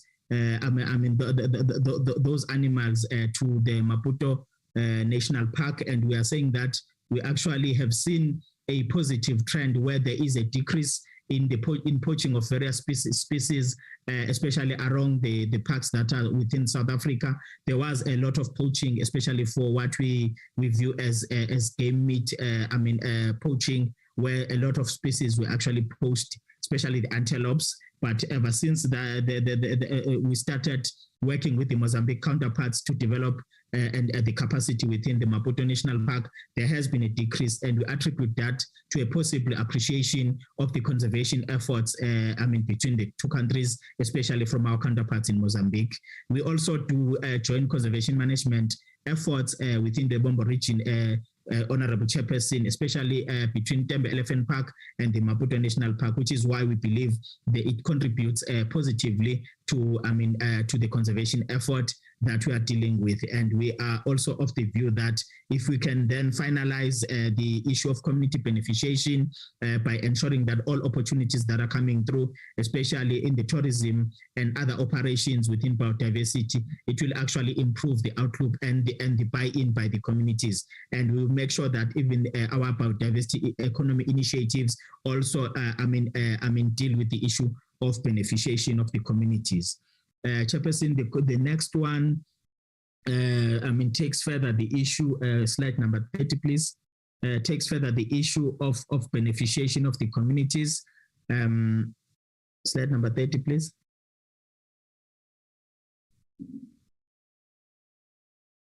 This further, talks to the issue of beneficiation, Chairperson, and we are saying the produce that are coming from the communities should actually be sold, tourism, initiatives, as well as the works that they are doing in terms of craft should actually be exposed to those facilities that we have, both public and private, within the TFCA area, so that at least our communities can realize some benefits. We're also saying that all the facilities that and those that are operating facilities within the TFCA area should actually be able to buy from the community initiatives, be it the fresh produce or the arts and craft. And further to that, Honorable Chairperson, there are other products that we are developing jointly with our counterparts. For example, the 4x4 trail that we are developing between South Africa and Mozambique.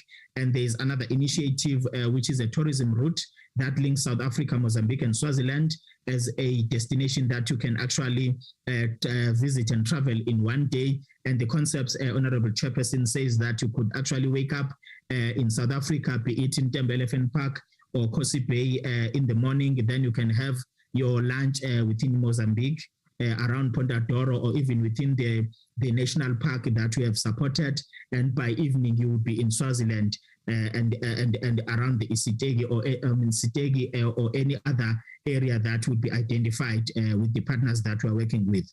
And we're of the view that with the growing trend of adventure traveling, a lot of people will be attracted to this particular one, and it will actually assist us in achieving our economic development initiatives through the tourism route that we are proposing.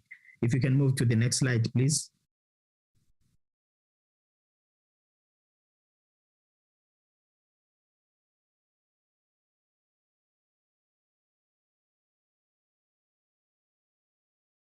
Chairperson and members, this one talks to the challenges that we have in the TFCA, the first one being the community beneficiation. I've mentioned that, Honorable Chair and members, we are dealing with the model so that at least our communities realize benefits out of this initiative. The next one is the institutional and financial challenges that we have. Amongst those was the lack of resources for us to be able to develop the feasibility study, to conduct the feasibility study, to finalize our targeted initiatives and ensure that they are actually implemented. And coupled with that, Chairperson, is also another challenge which happens on our South African side, where the Tembe name, unfortunately, cannot be used currently in the initiatives, even though the biggest area that this TFCA from the South African side covers is under the Tembe Traditional Authority. And this, Honorable Chair and members, is as a result of the fact that one of the operators within Tembe Elephant Park actually chose to register this name as his own. So any business-related initiative that bears that name is actually taken to court and challenged. And that has been a serious problem in our initiatives, where we have had to actually relook at the naming of some of the initiatives, which has got a negative bearing, because immediately when you say Tembe in any mentioning or any initiatives, anyone within the country will then identify with that area because they know where the Tembe community actually exists within the borders of South Africa. So it's one of the challenges that we have. And we are saying that another challenge is coordination between government departments. As I've mentioned, Honorable Chair and members, there is an issue of potential of agricultural initiatives in that particular area. And we have to view that if we were to actually have that synergy between the departments, we will be able to achieve more than what we are actually achieving at this point in time, especially with regards to identified programs. And the last one is the issue of cross-border crime.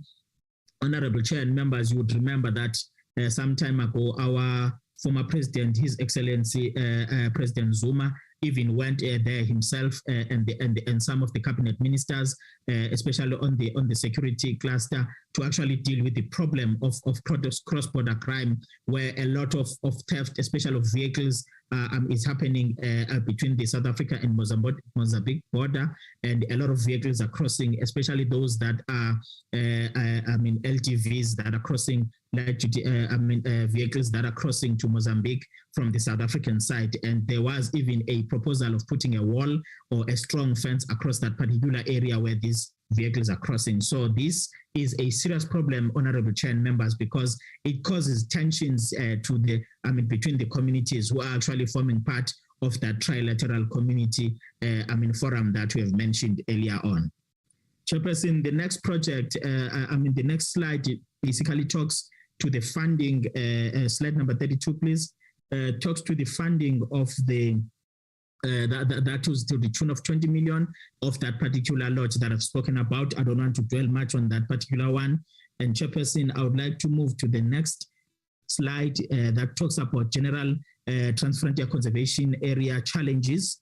If we can move to slide number 33.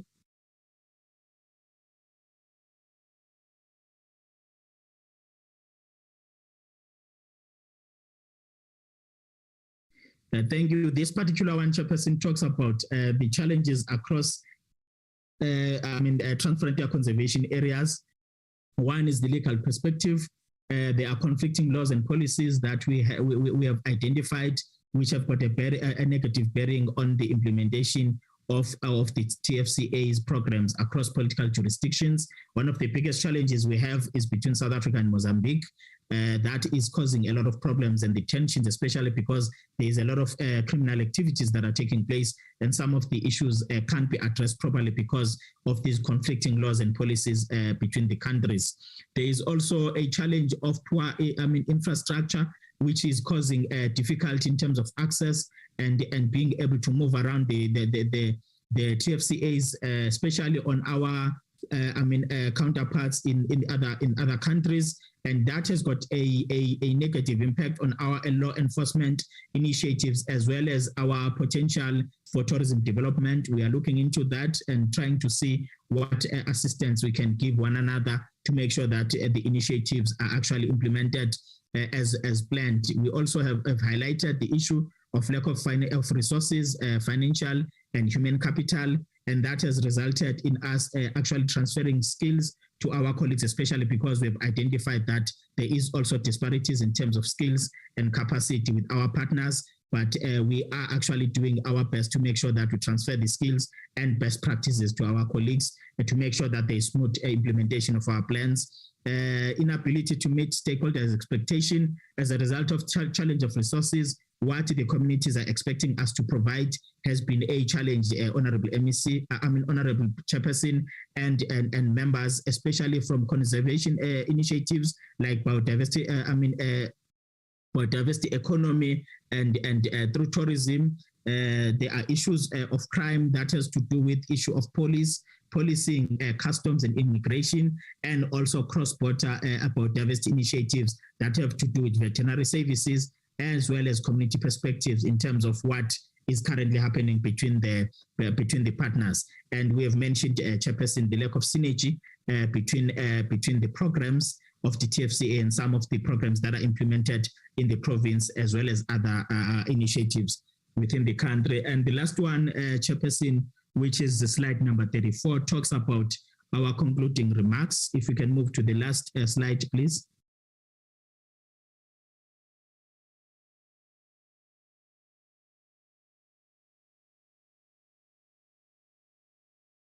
Chairperson, we are saying that the management of the TFCA is developing, and we do believe that there is more that can still be done to strengthen this particular program of the TFCAs. And we are saying that if you were to compare the Mgtp and Lubambo Transfrontier Conservation Area, you can immediately see that the Mgtp is far better coordinated than the Lubambo one, especially because we attribute that to the financial resourcing of the TFCA, where a number of agencies entered into an MOU to actually ensure that there is funding for this particular one. And also based on the fact that there is a number of agencies that are involved, there is also more capacity in terms of the human capital compared to the Lubambo. We would like to actually relook at the issue of the contributions. And we are saying that, Chairperson, there is also a need then as a result of that for better coordination among member countries to these TFCAs, which this need involves the strengthening of the role of the coordinating team in order to enable us to improve service delivery, and of the view that this will be enabled, especially if we were to actually resource it adequately.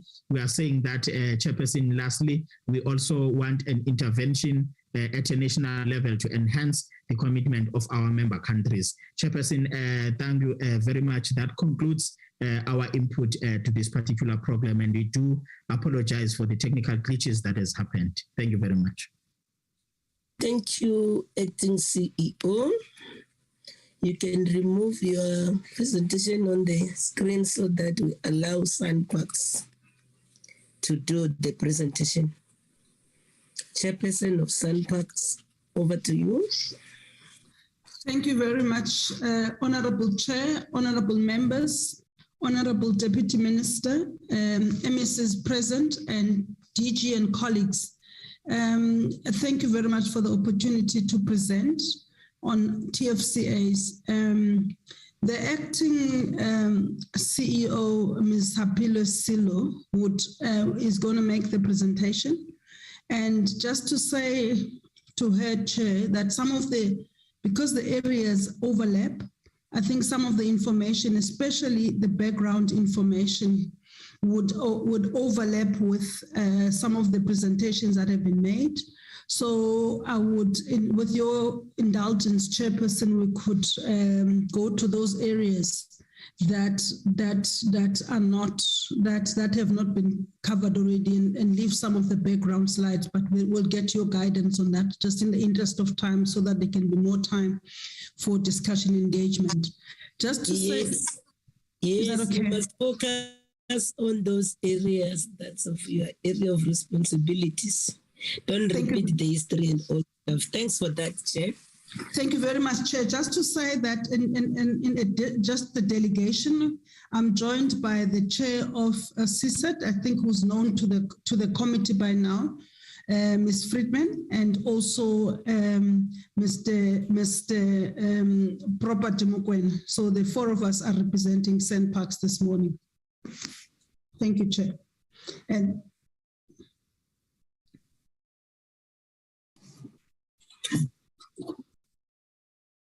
may I begin, Chair? Good morning, Honourable Chair and members, Honourable Deputy Minister, the chairs and board members of other entities and Suntax that are present here, the DG and the acting DDG, as well as officials from the other entities who are present here. May I request that we put these slides on slideshow, please? And I will start on slide number 5 in accordance to what the chair has requested me to do, which is to skip the history. This really, Honourable Chair and members, is just visually for you to recollect which ones of the TFCAs we manage. Maloti-Drakensberg has been covered, Great Mapungubwe, Kgalagadi Transfrontier, Ais-Richtersveld, and Great Limpopo. Next slide. Maloti-Drakensberg has been covered at length by our colleagues from KZN. And just to indicate that we are currently operating under an MOU. Lesotho has indicated the need for a treaty. But we currently do not have a lead coordinating country. And we are co-managing our functions. Let's just give you a visual representation of where the extent of this Transfrontier Park. As you can tell, it probably covers a significant area of the border of Lesotho and South Africa, and it encompasses 3 provinces in total. Next slide. It encompasses Eastern Cape, Free State, and KZN. And we have facilitated a number of initiatives from our side. We have distributed fire management equipment and trained communities in Kgalagadi, which is in the Free State, communities in KZN, and communities in the Eastern Cape around fire management. There is a community-owned mountain resort in Kgalagadi called the Wittershoek Mountain Resort, and we have provided support to the Barbaton community in that area. In the rehabilitation of that particular resort, as well as all matters to do with the conservation area in which that resort is located. In Utukela in KZN, we have provided support to Maswazini community in grazing management and organizing cattle auctions. Next slide. In partnership with other stakeholders, SANParks supports communities in the Matatiele municipality. We have been involved with the department in the development of infrastructure in linking Lesotho and South Africa through the upgrading of the Sunny Pass to Mokhotlong Road. The Sunny Pass, as you may know, is also a very popular and famous tourist attractions, aside from the fact that communities do utilize that road daily. So that road is currently being tarred. We are developing a cross-border walking trail between Vitishoek, which is based in Kokra, which is in the area of Kokra rather, and the popular Afri-Ski Resort in Lesotho. We're hoping to see that being launched before the end of 2022. We are very active in providing tourism and marketing support to the Maloti-Drakensberg Tourism Working Group, and that comes largely through Boundless Southern Africa. There's a lot of extreme sporting events that happen in that area because of the landscape, which is highly mountainous, 4x4 adventures, and a lot of mountain biking adventures as well. We then assist the communities to be involved from an SMME perspective in providing tourism, community-owned tourism experiences to the sporting people who come to participate in these events. The next slide. As with the other entities, we also participate in or have a wildlife economy donation program. Golden Gate has served as a very critical park for providing game for distribution across the country.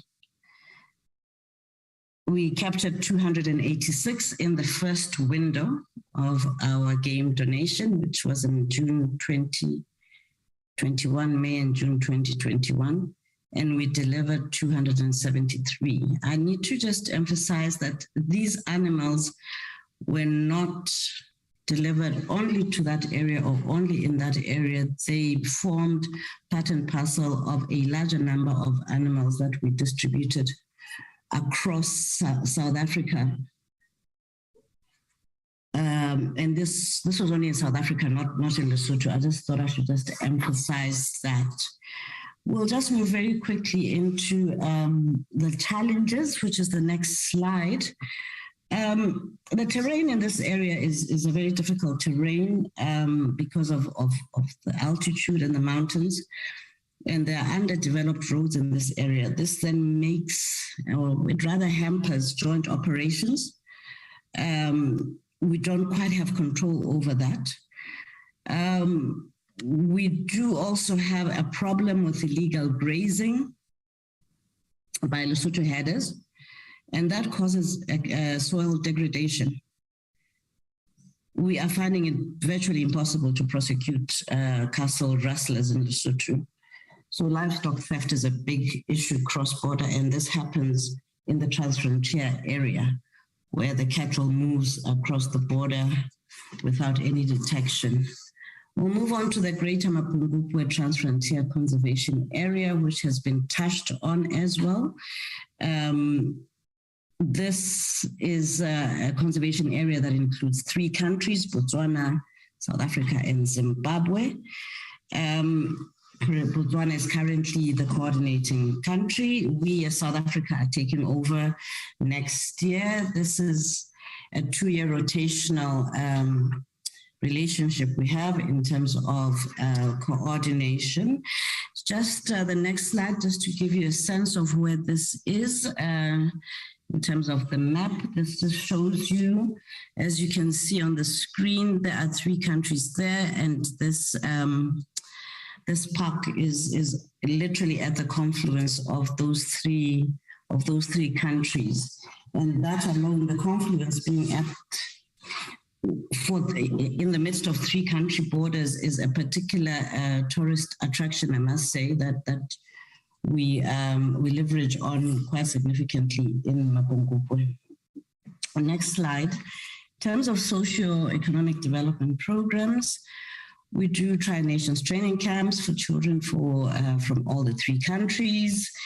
We also have a lot of extreme sports that happen in the area, such as Tortotree, which is a mountain bike challenge that I must indicate, Honorable Chair and members, that this attracts a very loyal international following. We also have a number of 4x4 events that happen across the 3 countries. Our challenges is that the signing of the treaty has been outstanding for some years.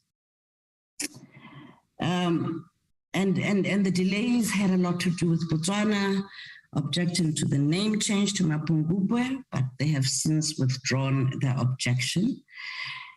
On the basis of their withdrawal, we believe that before the end of this year, 2022, the treaty will be signed by all parties.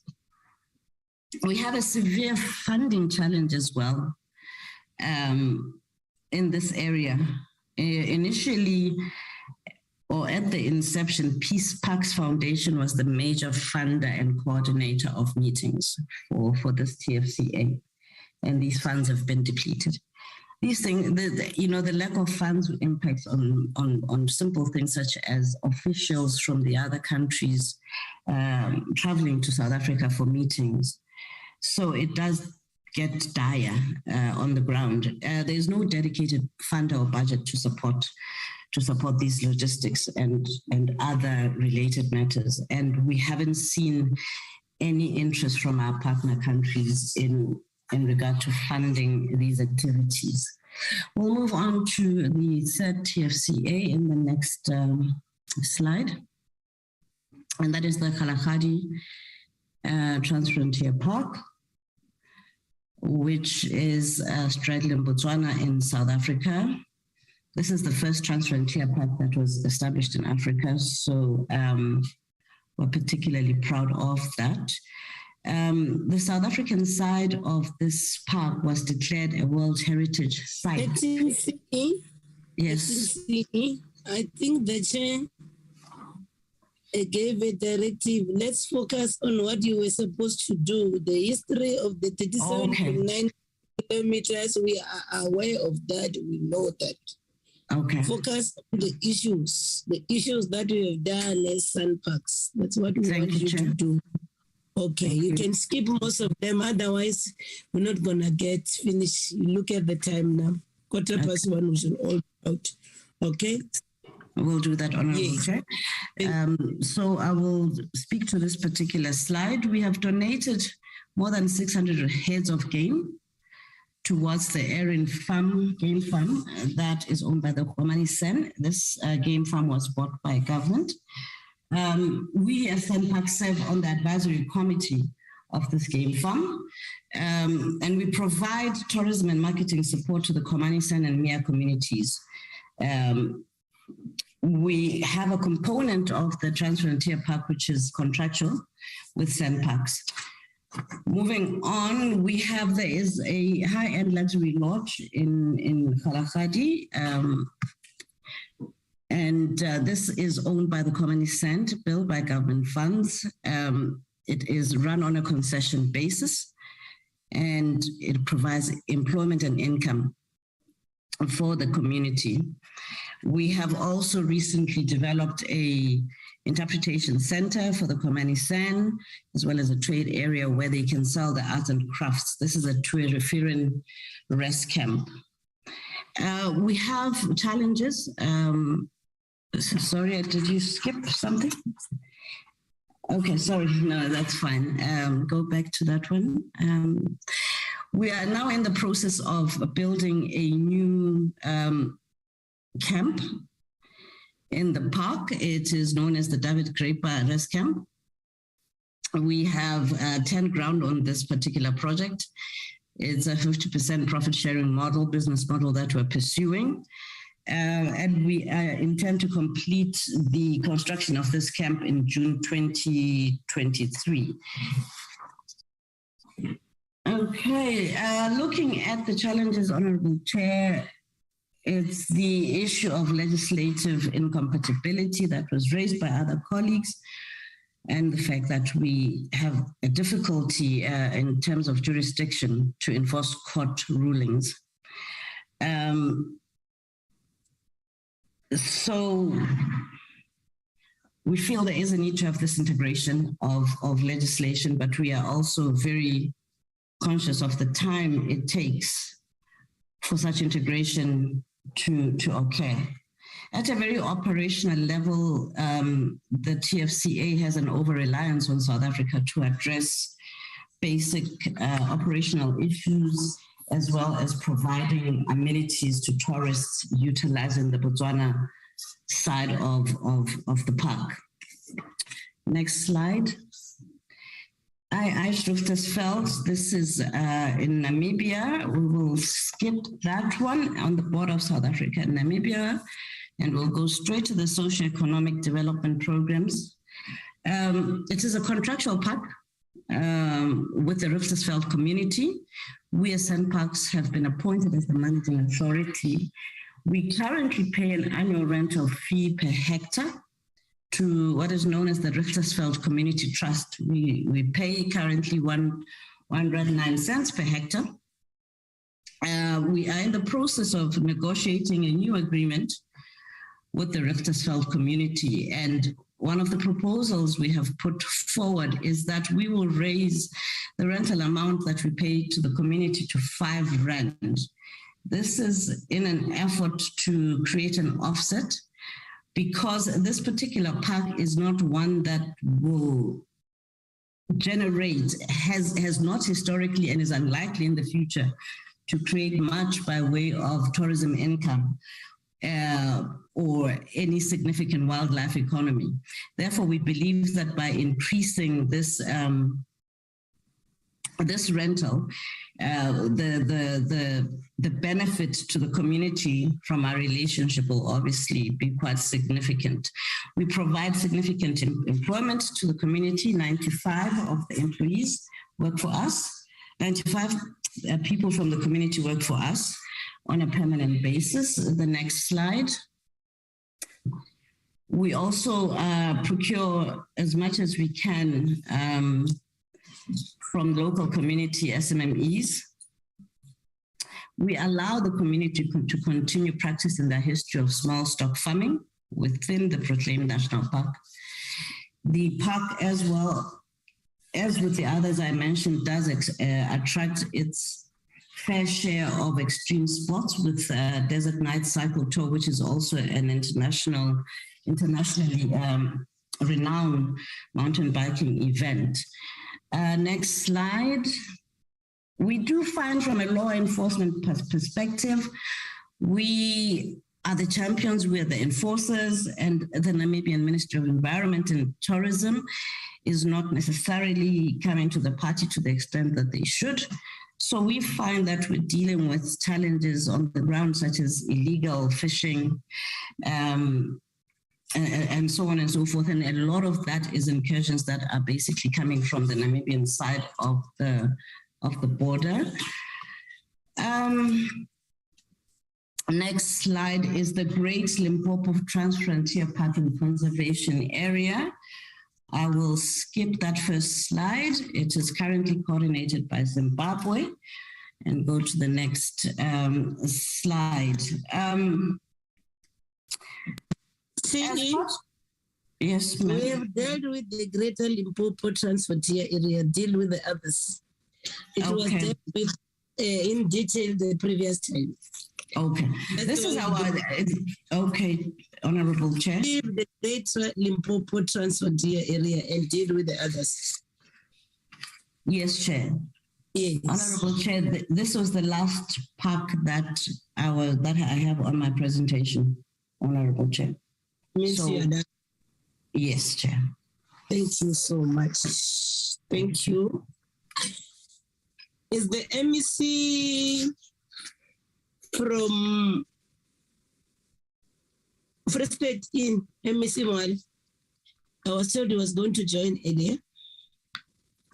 Did he finally join? HOD. Honorable Chair, yes, Honorable Chair, apologies, I was trying to unmute.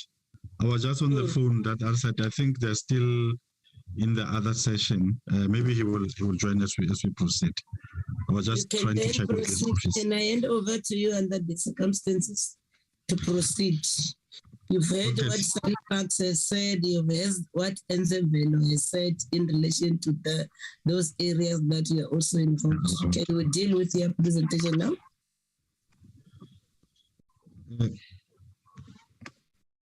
Thank you, Honorable Chair, Honorable Deputy Minister, Honorable MECs, Honorable members of the committee, and colleagues. My name is Mbulelo Nokweku. I'm the accounting officer for Destia in the Free State. Our presentation will be quite brief, Chair. Some issues have already been covered under the presentation now by Suntax. We will try to limit ourselves on to the matters related to Maloti-Drakensberg TFCA. And to do so, I'm here with our Director of Biodiversity, who's responsible for this project, who will quickly take us through the presentation as directed by the Honorable Chair. With your kind permission, Chair. Thank you so much, HOD. We can proceed. Okay, Chair.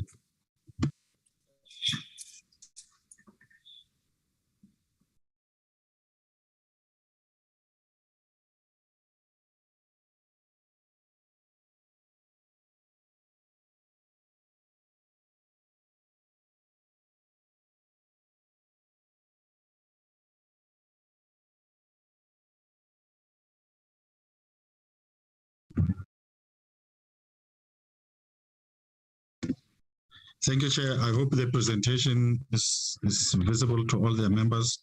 Mr. David will quickly proceed with the presentation without necessarily repeating what has already been covered. Thank you, Chair. May I proceed? Thank you, honourable members, Deputy Minister, Chair, MECs, HODs, and other colleagues who have joined. Chair, I'm going to, in the interest of time, I'm going to skip through a number of slides. Most of these slides have been, or the issues have been already dealt with through the KZN, Ais-Richtersveld, and now of recently Sand Parks. So I'm going to, sorry, my slideshow is not moving.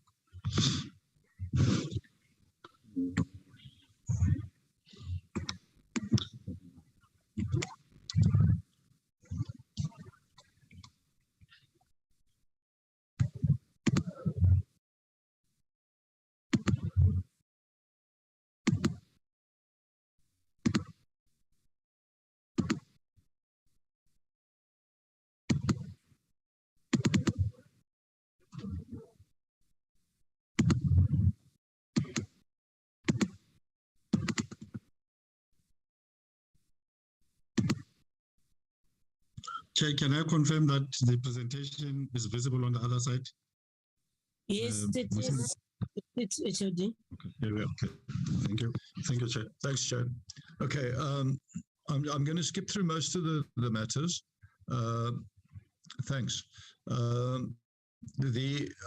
Basically the Free State Destia Department of Economic, Small Business Development, Tourism and Environmental Affairs deals with a relatively isolated location of the Eastern Free State, which is part of the Mgtp Transfrontier project. Now, we've been a part of this since the very beginning. We've played a very active role, and up until where there were the disruptions through COVID and everything.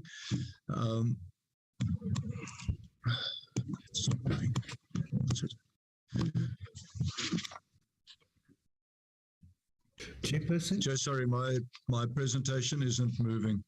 I'm going to just proceed, Chair. Somebody is calling the chairperson. Is it honorable person? Yeah, yes, Chairperson. I just want to check. What is the gentleman's name? My name is Dave Hayter.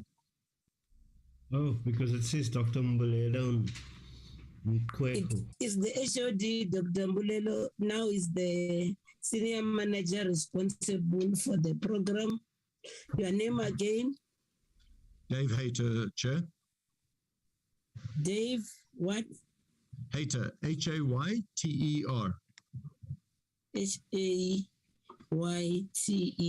Thank you. Okay, proceed. You covered Wilson, eh? Okay, well, can I proceed, yes. Chair? Okay. Yes, proceed. Like we have requested the other colleagues, on Maloti, Kruger has already covered the area.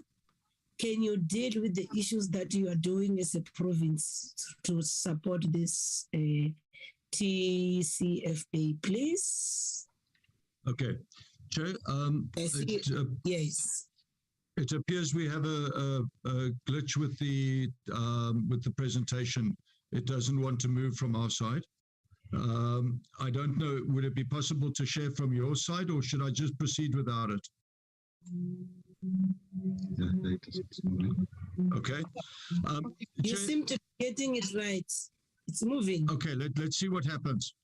Chair, okay, one of the interventions that was started from the Free State side and from the Mgtp side was to actually declare the area between Golden Gate and Sterkfontein Dam Nature Reserve as a protected environment to better regulate and better protect the area.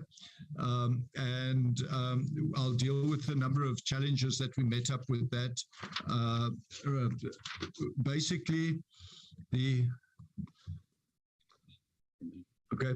Basically, one of the major problems that we have is that the area that we would like to declare has according to the cadastral boundaries.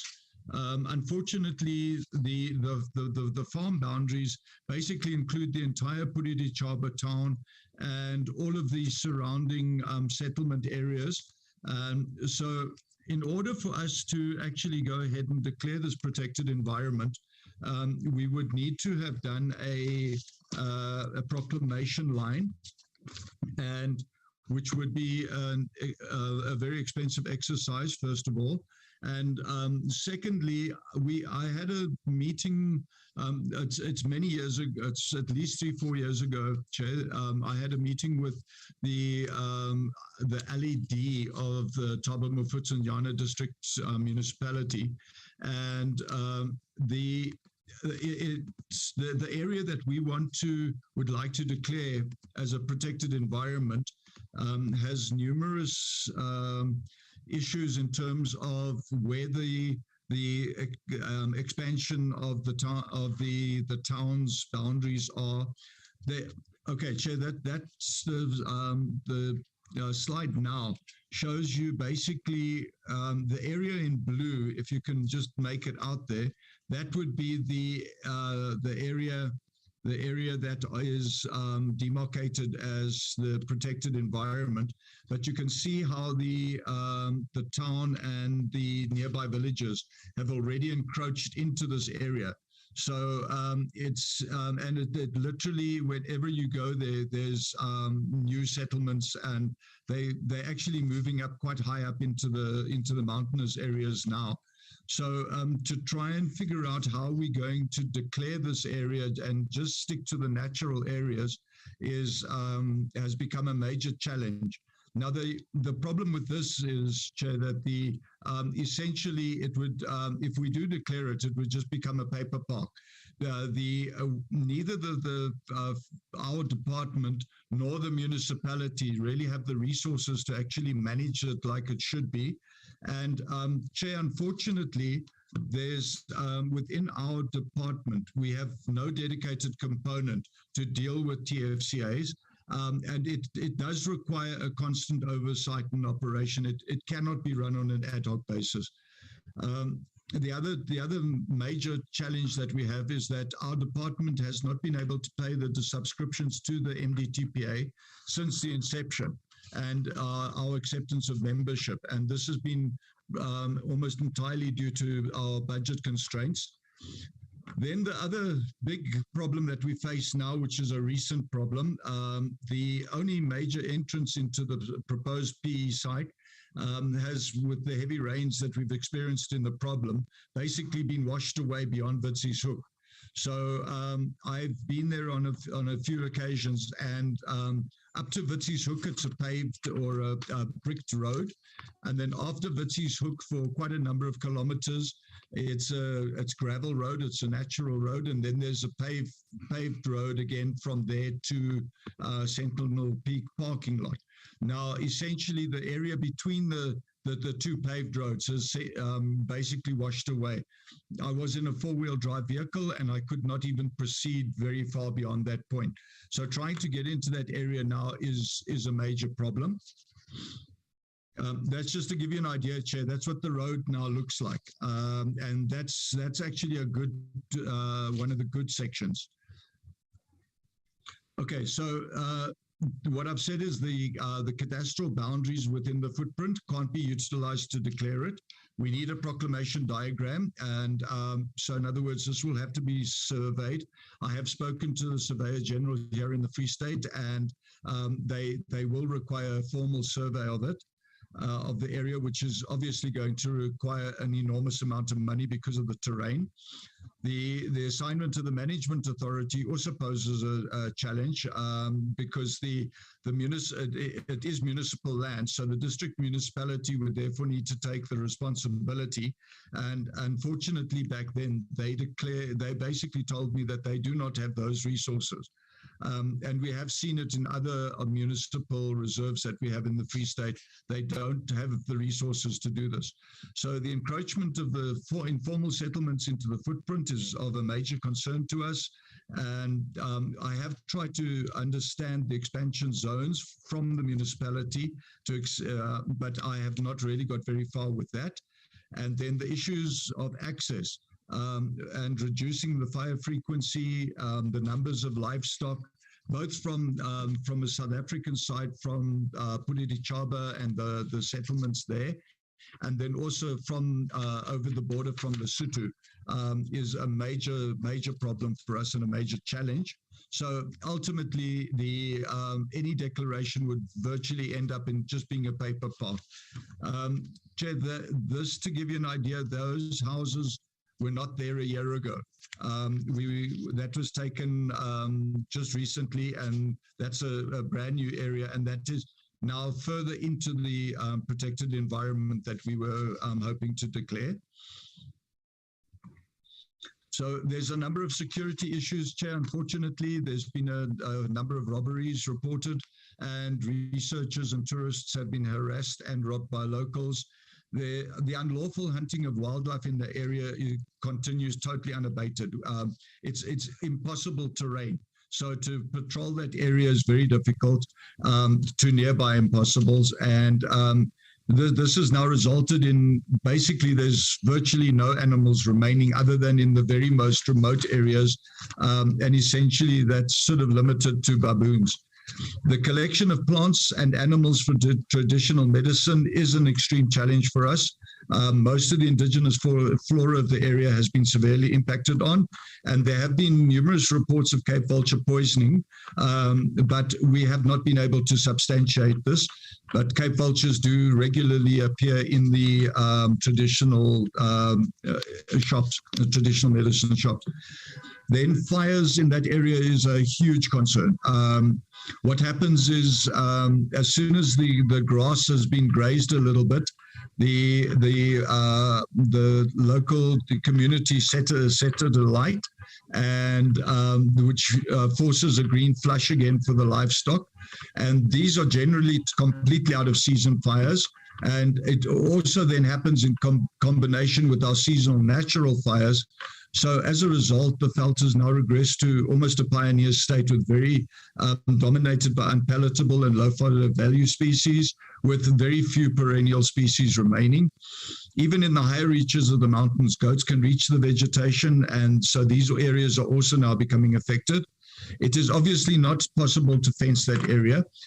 First of all, there's a cost consideration, and then secondly, it would be an undesirable approach. We do not want to exclude local residents and livestock from the area. That was never the idea behind it. But the number of livestock and access for unlawful activities somehow has to be addressed. And then obviously a major problem for us is the terrain. You actually can't get into it. So just to sum up quickly, the Destia will currently be unable to honor the debt to the MGTP because of financial constraints. The Destia have human resources constraints, which removes the possibility of institutionalizing a dedicated TFCA unit. And in the absence of such unit, the challenges in this area will persist. And the Protected Areas project has not been halted.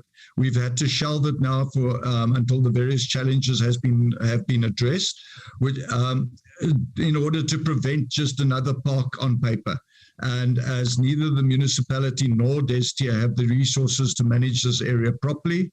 And Chair, in a nutshell, as quick as I could, thank you very much. Thank you so much, Mr. Dave. You can remove it, and then can we allow Mpumalanga to present the MEC back? Yes, she's here. MEC, over to you. Then you will tell us who's going to make the presentation after making an overview. Over to you, MEC.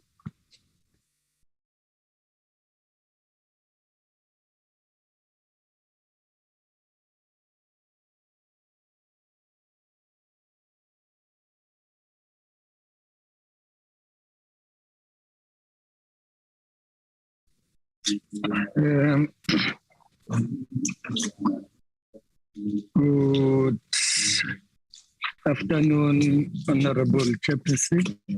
I'm just waiting for MEC.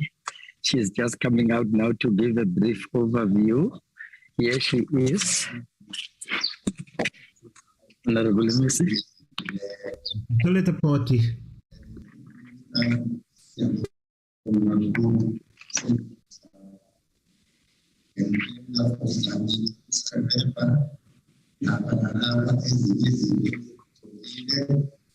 Yeah, could have put speakers.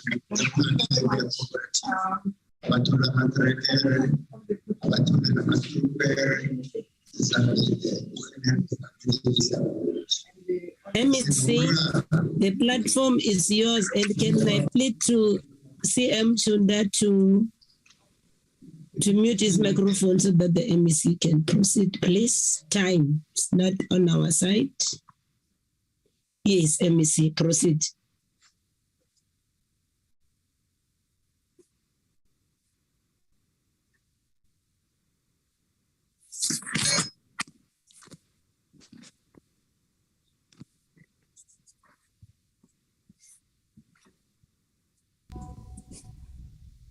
What's happening? MEC Shiva, we can't hear anything from your side.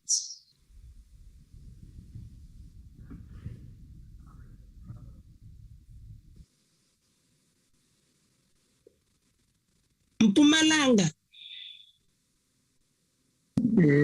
Chairperson, the MEC is here speaking. I don't know if you can hear me, but she's been busy talking, and I don't know why she did. We can hear.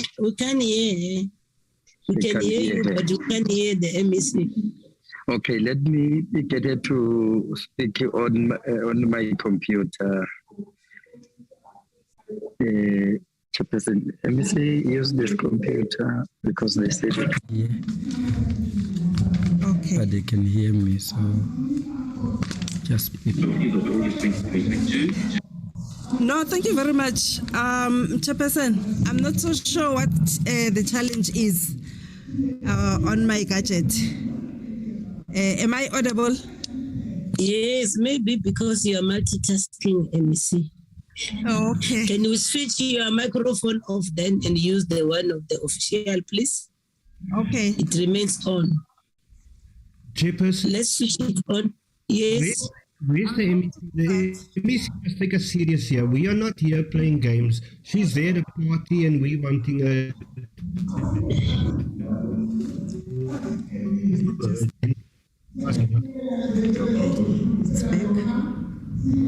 Can we proceed, MEC? You have heard what Honorable Person has just said. MEC, let's proceed, please. Time. Okay, thank you very much, Chairperson. I hope I'm audible now. Can the official also deal with the background on your side? Can hear there's some background there. Can you talk to the people around to lower their voices so that you can focus on yourself? Please let the official help you with that. Let me try and move. Let me try. It's better now. 2 minutes and more.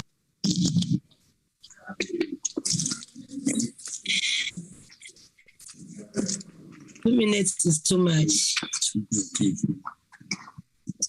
You are speaking over the meeting recording, Mr. CM Shunda. It's either you mute. Are you able to present? Is the MEC ready now? Yes, yes, I'm ready. Yes, proceed, MEC. Okay, no, thank you Proceed. very much. Thank you very much, Chairperson. I've already greeted you. Honorable Chairperson, Mpumalanga province is one of the richest provinces in biodiversity. Therefore, it's of critical importance for the province, working together with Mpumalanga Tourism, Parks and Agency, that our conservation areas are well managed for socio-economic benefits to local communities through tourism, biodiversity, and conservation management activities. Honorable Chair and honorable members, the province also well known for its globally important biodiversity, its wealth of natural resources, terrestrial ecosystems, and freshwater ecosystems, which are characterized by diversity and significant number of unique species, and that is confirmed by the International Declaration of Barbaton, Mcconnell Mountains as World Heritage Site.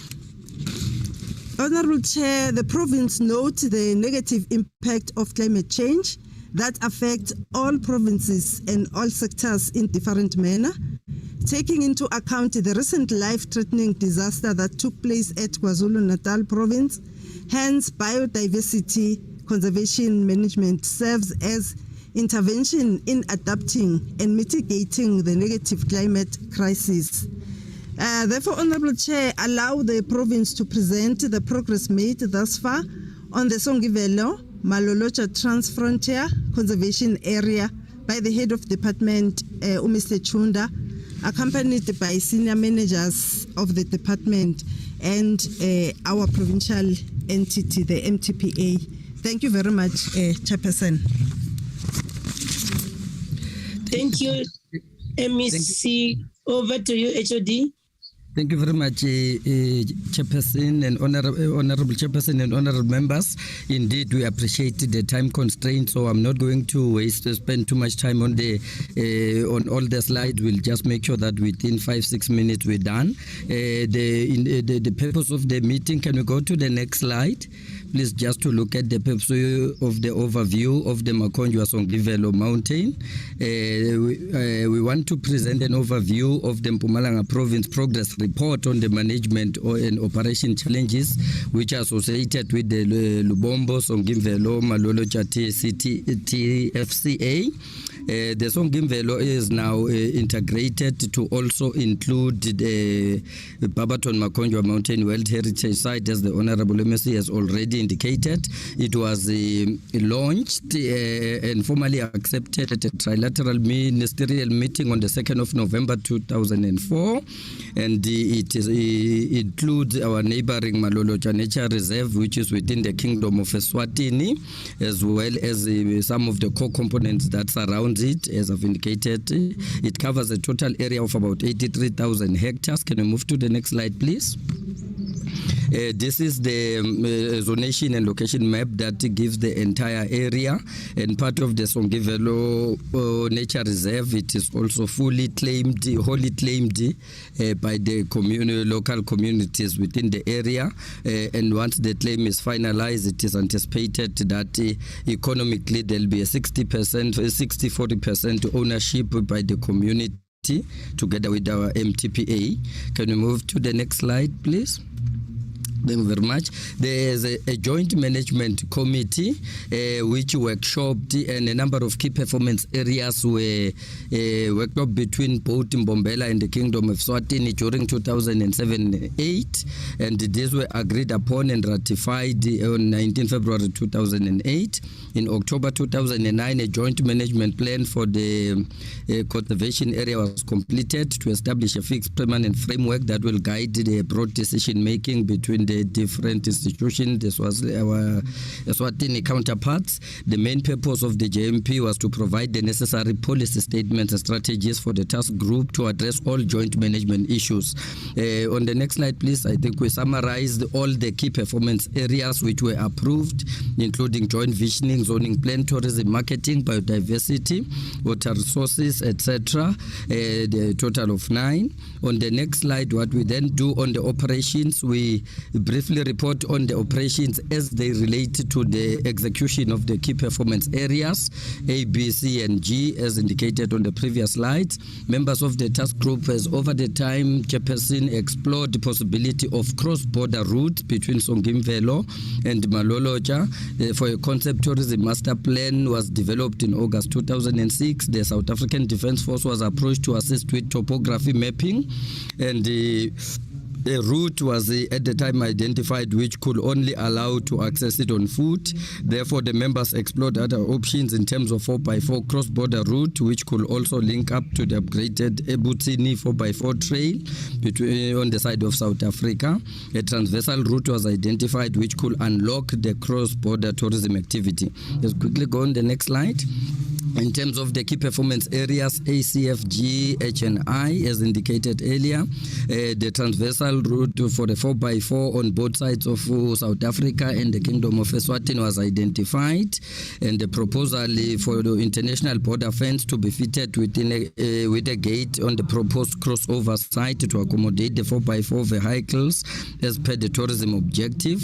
The crossover is not exactly in an area where the two reserves link, but it traverses through neighboring communities towards the TFCA on both sides of the boundary. It is proposed that access across in either direction be managed by guided tours and with a restriction on the number of vehicles. The appointed operators will be responsible for all pre-arranged documentation, security measures, and approvals from the relevant authorities. And we say such guided tours will initially only allowed for pre-arranged organized cross-border day visits in either direction. Can we move to the next slide, please?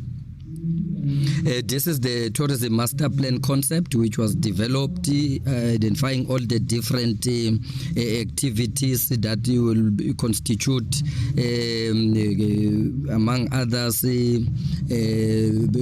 P&Bs and other activities that you can enjoy when you are exploring that Songimvelo Maloti-Drakensberg Reserve. Let's go to the next slide. This is the route where it was planned for the 4x4 route tourism between Ebutsini and Ngwenya. Ngwenya is what is commonly referred to as Oshuk Border Gate. Can we move to the next slide?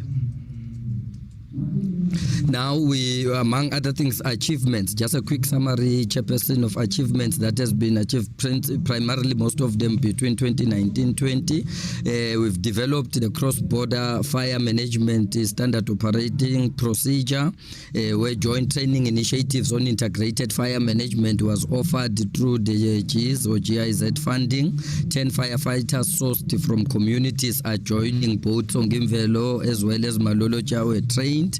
Procurement of firefighting equipment and PPE and uniform to control fires. Fire awareness brochures were developed for the conservation area. On the joint initiative, project management course was also offered by the Southern Africa Wildlife College through the funding by GIZ, as I've indicated. On the Kingsley Holgate tour on Ebutini, it was explored the 4x4 route to realize marketing exposure and socio-economic benefit for the local communities. Let's move to the next slide, please. Procurement of two-way radios in order for the member state officials to work together to deter and minimize cross-border fires, effecting law enforcement on perpetrators of conservation crimes and related incidents. I've touched briefly on the Barbaton Makonjwa Mountain World Heritage Site, which is now integrated in the Songimvelo as well. It was inscribed as a World Heritage Site, and the Mgtp was appointed as a managing authority for the World Heritage Site, and the development of geo trails on the Lubambo Road were done. Can we move to the next slide? Thank you. We've developed and launched a 15-kilometer hiking trail along the Nkomazi River to the high-level bridge in 2019-20. We've launched the 4x4 route between Denbo and Mendon, the construction of the southern boundary fence, and renovation of the Chrome Dry Chalets, which is an area within the Songimvelo Nature Reserve. On the other side of our counterpart in Eswatini, the Ebutini Cultural Village was renovated. It accommodates mainly the 4x4 enthusiasts, which utilizes the circular 4x4 route, and an open day launch was done. Can we go to the next slide? Just to conclude by some operational challenges and interventions, where the team had identified what could be challenges, Honorable Chairperson, which include a threat of mining developments, and as part of mitigation there, we continuously investigate mining threats which may tamper with the existing TFCA and PMM, we include which is the Barbaton Makonjwa Mountain View across the border, and we continuously will engage with all relevant interested and affected parties on issues of fires and fire management. As we've indicated, we've already provided joint development management teams that look at issues of fires. Law enforcement, we need to harmonize and collaborate law enforcement activities and streamline conservation laws to effect the law across borders. In terms of private and communal conservation land, we developing a strategy for land integration to communicate and incorporate both private and communal land into the Songimvelo Maloloja conservation area. And lack of effective marketing strategy, we then developed a marketing strategy for the conservation area to promote activity there, as well as the issues of procurement of signage and territorial boundary fences. Let's go to the next slide. In conclusion, Honorable Chairperson and Honorable Members, we are saying the Songimvelo Maloloja TFCA is well established and institutional arrangements are functioning well. All planning has been concluded. It is now time to unlock the first transboundary tourism activity. The activity will be controlled strictly and monitored closely to ensure all operations adhere to policy and strategies as per the JMP. After having upgraded the 4x4 route Ebutini on the South African side, a 4x4 open day was arranged by the Mgtp tourism section. It was a great success and a total of 40 vehicles participated. The feasibility of the proposed proposed cross-boundary route will beyond doubt solicit a lot of 4x4 enthusiast interest. Nelspruit has a large enclave of that interest group, and so does the Eswatini community. Revenue generated on either side of the conservation area can be channeled towards the maintenance of the route to ensure a high operating standard. Thank you very much, Honorable Chairperson and honorable members, and we sincerely apologize for the glitch we had because we are indeed double booked for the presidential imbiz on Friday, but our sincere apologies for that. Thank you, Chair. Okay. Thank you. You can remove the presentation from the screen. Colleagues, I should think it concludes the presentations for the day. Umalanga has done that. Kiazembelo has done that. Yes. That time that I need to see hands of colleagues who want to interact with the various presentations. Over to you, colleagues. You see the hand of Honorable Paulson, it's up. It's going to be followed by Weber, followed by Phillips.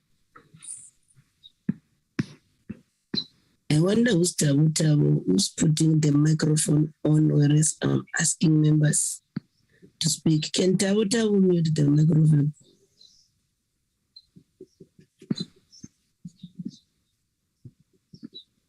Sorry, Chairperson. Then it will be Honorable Modise, then it will be Honorable Bright. In that order, Honorable Paulson, over to you. Thank you, Chairperson. Chairperson, and thank you for the presentations to all the presenters. I just want to know, in all of these trans-frontier organizations, how do we know what the contributions are from the signatories to the associations, and how is it being monitored, who's paying,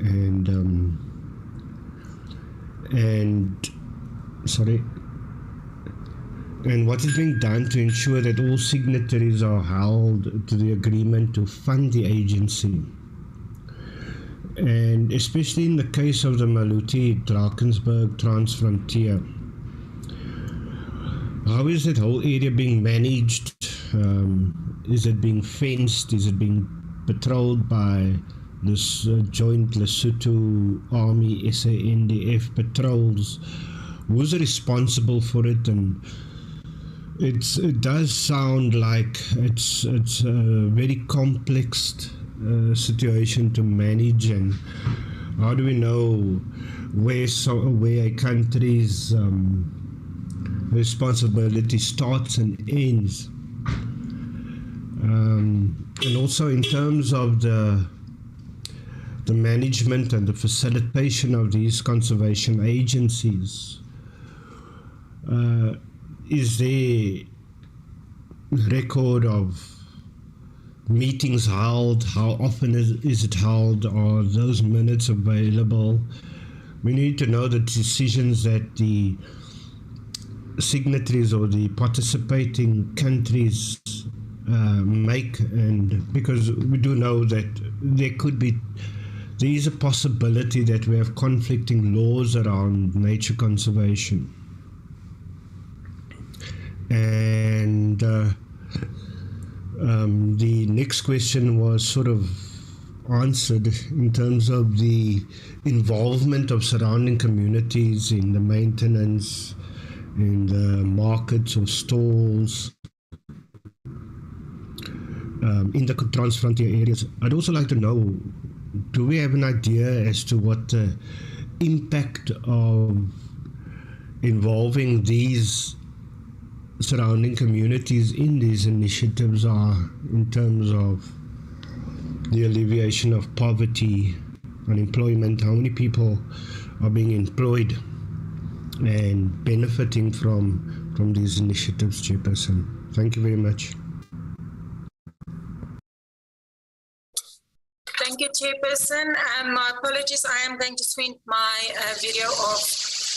A big thank you for this presentation. It really gave me some more information. Chair, am I very clear? I know everyone always complains that I'm too soft. Chair, I would start. Yes, safe to say there's a very bad background on your side. I don't know what is it, but you can hear Neither me. do I, Chair. I'm sorry. That's All right. better. Can you hear me clear? All right. I think the first question I want, Chair, is when we speak about that South Africa, there's three areas. I think it is Kgalagadi, Ais-Richtersveld, and Mapungubwe, where South Africa is eventually going to become the coordinated country. So my question is, I've seen how everything is integrated, but is South Africa ready for this? Who is the people that's going to be in charge of this? Is there a strategic plan on how we are going to manage this? Are the people trained already? Or do we have the resources and the equipment to take this big responsibility over? So that when it happens, that we are prepared and we don't take 2-3 years to become prepared in coordinating these trans-frontiers places. Then I also would like, they state that, yes, South Africa will take over. Can we have an indication of when exactly that will be? A year, 2 years, 6 weeks, maybe a date on when this event will take place. Then, Chair, I want to move to Sun Parks. There was a slide 10 where they spoke about the dinosaur center and about the water Jaja tanks delivered to the schools and everything. So I have a couple of questions there. The first question about the dinosaur is that dinosaur project. That this project was supposed to be completed in 2019. We're now in 2020. At that stage in 2019, the cost was 83.5 million rand. How much money more was spent? Now, I'm not sure if I could relate it. The gentleman spoke about a leverage of 120 million rand. I want to know, is it 120 million rand extra for this project, or is it 83 million added to 120 million rand? And where did we get that money from? And how will this project still be before it starts operating? Then regarding the water tanks that was going to be supplied, I am very grateful for it to go to the schools and everything, but Chair, I would like to know, where does the water come from that they're going to put into the water tanks? Is it from boreholes? Are we responsible for the boreholes? Are we going to drain the boreholes? Or where does this water come from that they're going to put into this water tanks? Whose responsibility, the municipalities or whoever? Then also on slide 10, there was a slide between the Blesbok and the plain zebra that was donated. 10 Blesbok did not arrive, and now they did 3 plain zebras. I would like to know, is it because of the transport that they died? What happened that they didn't arrive? Have they been replaced? If they have been replaced, how much did it cost? And then with these animals passing on, how much money did we lose regarding this? Chair, then I want to ask the following. Fencing is for me a problem. Has the department established, I think it's in Lubambo that they do the 100-kilometer fencing, and this budget is for 20 million, and I would like to know if it's worth the money. Then I want to know why we don't put fencing. So the story of the elephant from KNP walking up further up to Mozambique and everything is a nice story, but Chair, my question again from this is, if there's no fencing, We also speak about overgrazing, about the cattle that is crossing, that's stolen across the borders, as well as car theft. So I would like to know if this is a standing agreement that there is no fencing because it's transfrontier, or why do we not put fencing for protection? Chair, then I would like to know what are we doing to protect the vultures and all the other birds that is in the specific area, like the bearded vulture and the Cape Griffin vulture. The reason I ask this, Chair, is that there is a windmill that has been approved by Lesotho. And this windmill, our vultures are of habit to fly into it. And this area specifically where it is put up, it is the area where the breeding, the roosting, and the foraging is happening with these birds. And how are we going to protect them then against the windmills? Chair, I would like to know how far these windmills are situated, because according to the South African law, it should be 10 to 20 kilometers. I don't know about the Lesotho laws. Chair, then the more complicated question for me that I struggle to understand, we always agree in consensus and there's not a treaty between us and Lesotho, but obviously we need to be in agreement. And is this one example where we're not in agreement with Lesotho, where the government decides what's happening and this is affecting our protected areas, and that is a problem, Chair? And then two questions and then I'm finished. The border fence in the Mgtp, the Drakensberg, they have to fix that. But I want to know, is there a reason why there's not fencing? Is there a mitigation plan?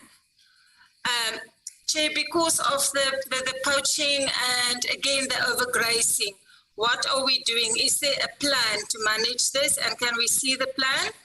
Where are all the donations or sales of wildlife going to? The gentleman put up a very nice slide of over R1 million that we've made in sales of our wildlife. I would like to know what that project, or on what projects that is spent on. Thank you, Chair. I will not ask more questions. Thank you. Thank you, Honorable Weber. The next question should come from Honorable Phillips. Thank you very much, Chair. I have some general questions that apply to most of the frontier parks, and then I have some specifics. When we had the introduction, the transfrontier conservation areas, part of the aim was to synchronize the wildlife management. I'd just like to know, how is that coming along with Limpopo? They're the only province that allow baiting for hunting. So I just want to know what is going to happen about that, because they are out of sync with the other provinces with that policy. Will that be able to be changed? And then for each of the transfrontier parks, what are the stats of your poaching, especially the high-level value poaching? Then for Maloti-Drakensberg, I failed to see any new information from the previous presentations. So what I'd like to know is the upgrading of the fence. How much has actually been completed to date? The education that you're talking about, from when did it start? And is it ongoing or did it end? The Imbizo, was it only in 2018 or has there been an annual one? It was stated that it didn't proceed after 2018 because of COVID, but I'd just like to point out that there was no COVID in 2019. There was also no COVID until the end of March 2020, and basically since the August 2021, most things have run quite normally. The exchange program that was spoken about, when did that happen? and the environmental monitors, when were they trained? And for slide 14, the government grants that are not being paid from provinces, or the contributions from provinces, from the Free State, Eastern Cape and KZN. Have those been budgeted for by the province and then just not paid over, or is there no budget for them, or how does that work? Then, slide 19, slide 20, just like a bit of a history lesson again. And then there's mention made of a biannual census that is done. I'd like to know when the last census was, and could they please provide us with a list of the game that was counted. On slide 23 of that presentation, there's a reference made to market stalls. What is the timeline to actually implement those market stalls? And then law enforcement, I'd like to know when the last operation was undertaken, and also when the household survey was completed. On slide 25, we've got young ambassadors mentioned. I'd like to know how many we have at the moment. And then also for the honey project, is it running currently? If so, how much honey is produced annually, and also what is the annual income? Page 28, the sponsored programs, there were a few of them, which are in operation right now. Slide 30, when will the produce be able to be sold? That was referred to. When will the 4x4 trail be finalized? When will the 4x4, or when will the tourism route between the three countries be completed? And then slide 32, there's a budget of 20 million for a lodge, of which 800 million has been, 800,000 has been spent. But all we saw was one computer generated photograph. So what was the 800,000 rand spent on? Then for Maloti-Drakensberg, slide 8 says working with the community. Is that actually happening at the moment, or is it happening, or did it just happen in the past? And the Sinai Pass Road, I asked this last year. What I'd like to know is how many kilometers have been tarred to date and how much money has been spent. And then for slide 12, from the overgrazing, what is being done about overgrazing? We've got a problem. We recognize it's a problem because overgrazing is also going to lead to a lot of soil erosion, which leads to silt runoff in our rivers, which causes a huge problem. So what is the solution for that? The Songenvelo Transfrontier Park, what has actually happened in this area from 2020 to April 2022? Most of what we got there was a history lesson. And on slide 17, there was mention made of a 4x4 day that was arranged. When was that day arranged? Those are my questions. Thank you so much, Chair.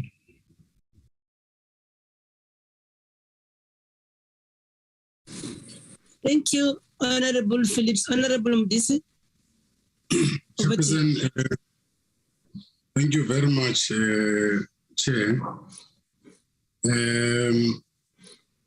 I think these presentations are inextricably interlinked. Almost all of them are saying the same thing, Chairperson. One would swear that there was a national caucus on the transfrontier conservation areas to consolidate a report as made by the first presenter, I think it's Mr. Nkosi. But it's safe to ask then, Chair, if do all these provinces and all these entities meet, perhaps to compare notes so that all of them are able to read from the same handbook.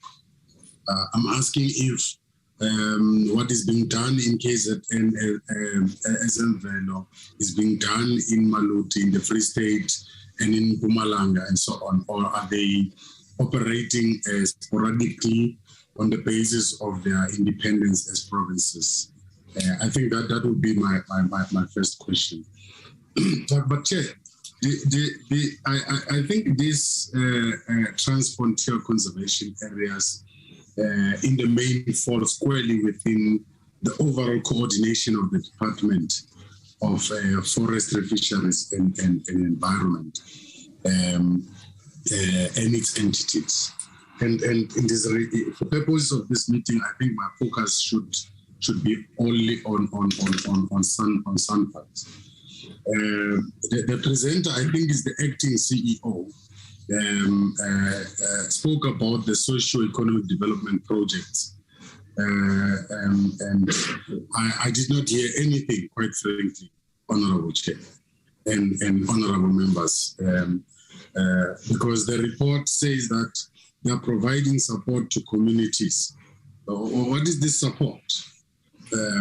Shouldn't we be taken up to speed on the number of jobs that have been created? And in line with the question that has been asked by Honorable Paulson, what are the programs that relates to poverty reduction that these transfrontier areas are engaging on? Tentatively, what are the pragmatic areas that they have resolved? The same goes for the donated 273 animals donated in South Africa. Donated to whom?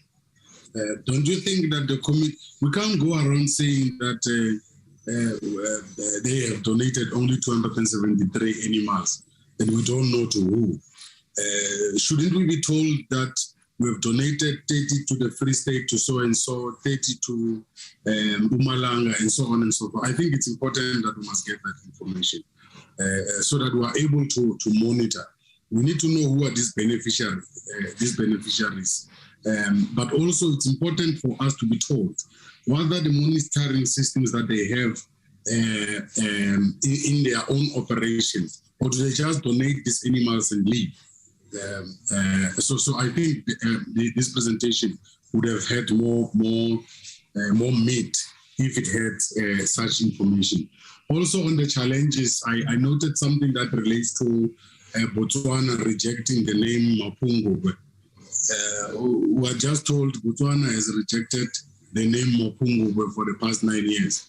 We're not told why, and what has all of a sudden brought the change of mind.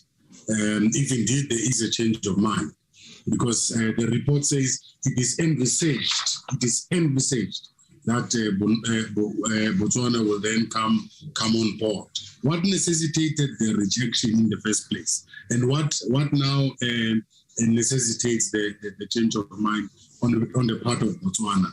So because that will then give us an indication as to whether we're progressing or we're likely to spend another 9 years envisaging that Botswana will then be a signatory to this transfrontier area. I think I've raised this matter, it also goes for, I think it's the Komani Sen. The report says they create jobs for local community. It is logical because it's a community-based project. It is a duty to provide jobs for locals. But what kind of jobs? Who are these people who are beneficiaries? How many are they? The same goes for SMMEs. The SMMEs provide goods and services. How many SMMEs are beneficiaries of this system? This information, very important for us, Chairperson, so that we're able to make an informed opinion as and when we make a decision. Just lastly, Chair, on Suntax. One, I have noted unavoidable inconsistencies in the presentations of Suntax in the recent past and today included. And I can tell you without fear of contradiction that it is caused by lack of leadership and lack of decisiveness in Suntax. And I want to lobby members of the committee that even if it's in a public space or in our own space, we must look deeply into the leadership of Suntax, those who the predecessors of the current board and this particular leadership under the minister and the deputy minister. There seemed to be a high level of instability in Suntax, Kruger National Park, Table Mountain, etc., etc. those examples will raise them and ventilate at the proper time. Lastly, Chair, this question, I think it's advisor to refer directly to the chairperson of Suntax. Where possible, the deputy minister can also respond there. It cannot be, chairperson, that this committee interfaces with 3 acting CEOs now. 3 acting CEOs ever since they suspended the CEO of Suntax. That is why I'm telling you that the problems in Suntax are caused by instability. And this instability is causing serious paralysis to the operations of the entity. The question then is bound to be asked, who will respond eventually to the conditions and the operations of Suntax in its entirety? Because Mgtp comes and can report for 3 months, Faith Mutambi can report for 3 months, Paulsen can report for 3 months, Bryant and so on. So there's no one who's able to take a report in its entirety from A to Z and takes the community and the country up to into our confidence on the operations into Suntax. Though the problems there are on leadership. I want to know if this new board has interfaced with the report on the suspension of the CEO. Do they have a brief perhaps to deal or finalize the matter of the CEO? How far are they with this, on this matter? Because we know for a fact that the CEO has been suspended. The CEO is being paid. What are the cost implications to the institution? Who is enduring these costs? And Suntax must really tell us that what is this internal disciplinary process of theirs that they are undertaking that the court could not arrive at. That CEO has been cleared by the court of law, but the CEO is now undergoing some internal processes. If in my view, this is witch hunt. They are purging that CEO, and it is wrong for a black professional to be purged by those people who are at the helm of authority of Suntax. And we must demand a report that is concrete, that tells us from A to Z, when are they expecting to finalize this matter? 6 months has passed. That is why they are constantly changing CEOs like this. And that thing is against the law, just for their own information. How is it possible that they are taking 2 years, almost 2 years to deal with this matter, when instead they are expected by law to finalize this matter by 6 months? So we need to be clear. If they are defining themselves outside the court, or they are opening themselves up for further being sued because it's not their money, they must tell us as a committee so that we prepare ourselves psychologically. Thank you very much, Chairperson. Thank you so much, Honorable Mdise. Can I hand over to Honorable Bryant? Thanks very much, Chairperson. I know we've had a lot of questions, so I'll try and keep mine short. I have been covered by my colleagues previously. Chairperson, 1 or 2 points. The first one is in terms of the Drakensberg Park. We have heard that there is a substantial amount of alien vegetation in that area, which has the potential to cause fire hazards. Is this being properly addressed, and is there a plan in place to deal with this alien vegetation?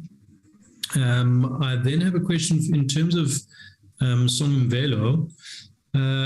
We didn't hear much around the hunting concessions in that area.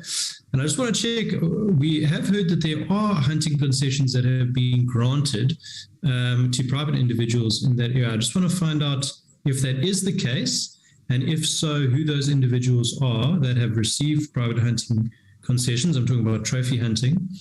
I know in terms of the management plan that was commissioned, it says that large-scale hunting is precluded due to the open nature of a large part of the area and the high-density game areas.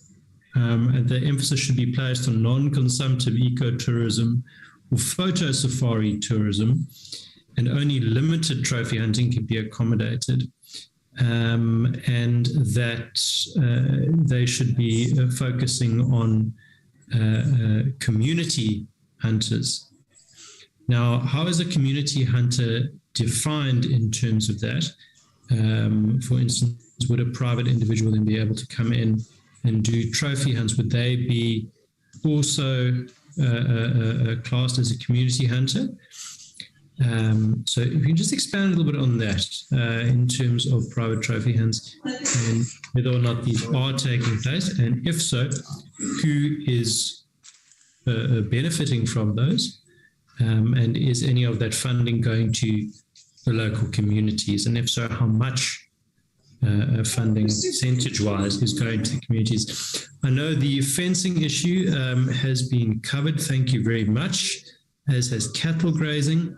I've just got a question. I think it was Mr. Hayter who mentioned baboons. I'm not sure.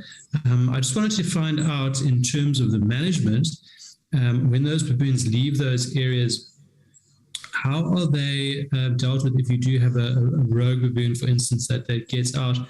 Who is then responsible to go and recapture that baboon or deal with that baboon? How do you deal with those in those areas in terms of human-wildlife conflict? Thank you very much. And thank you to M. Sane as well for contributing at the end there. Thanks. Okay, those were the questions from members. Can the department start? Followed by Ezemvelo and Isimangaliso. Then it will be SANPAX. Then it will be Free State Provincial Department, and then Mpumalanga Provincial Department, in that order. Over to you, DG and Tim. Thank you very much, Chair, and thank you very much to the honorable members for the questions raised. I am going to request the acting DDG to talk to the details. I think what one would want to highlight is that as the various member countries that are part of the signatory of the TFCAs, we do have a responsibility of ensuring that we have the required capacity to implement the agreement signed, but also coordinate. We do have structures within, as part of the governance, structures which are affecting the various TFCAs. That does look into the coordination, but also look into the challenges. And I think one of the key challenges that has been highlighted across is the issues around law enforcement, which continues to be a challenge. And this matter is a matter that we are consistently discussing at a technical level. And we are actually looking at then elevating it to a political level, because there isn't significant progress being made by some of our counter signatories. And also as South Africa, we need to respect sovereignty of some of these countries so that we allow them to go through their processes of law reform. And given that the progress is not necessarily yielding an impact in terms of the implementation of these TFCAs agreement, it's one of the aspects that we are definitely going to be elevating to the political level, so that then those issues are dealt with. Chair, there is also a critical question raised by, I think it was Honorable Weber, which I'm going to request the acting DDG to respond to, where South Africa is going to be taking over in terms of our capacity, the funding and resourcing of some of the coordination responsibility, and also ensuring that we are ready to take over and provide leadership in as far as these TFCAs agreements are concerned.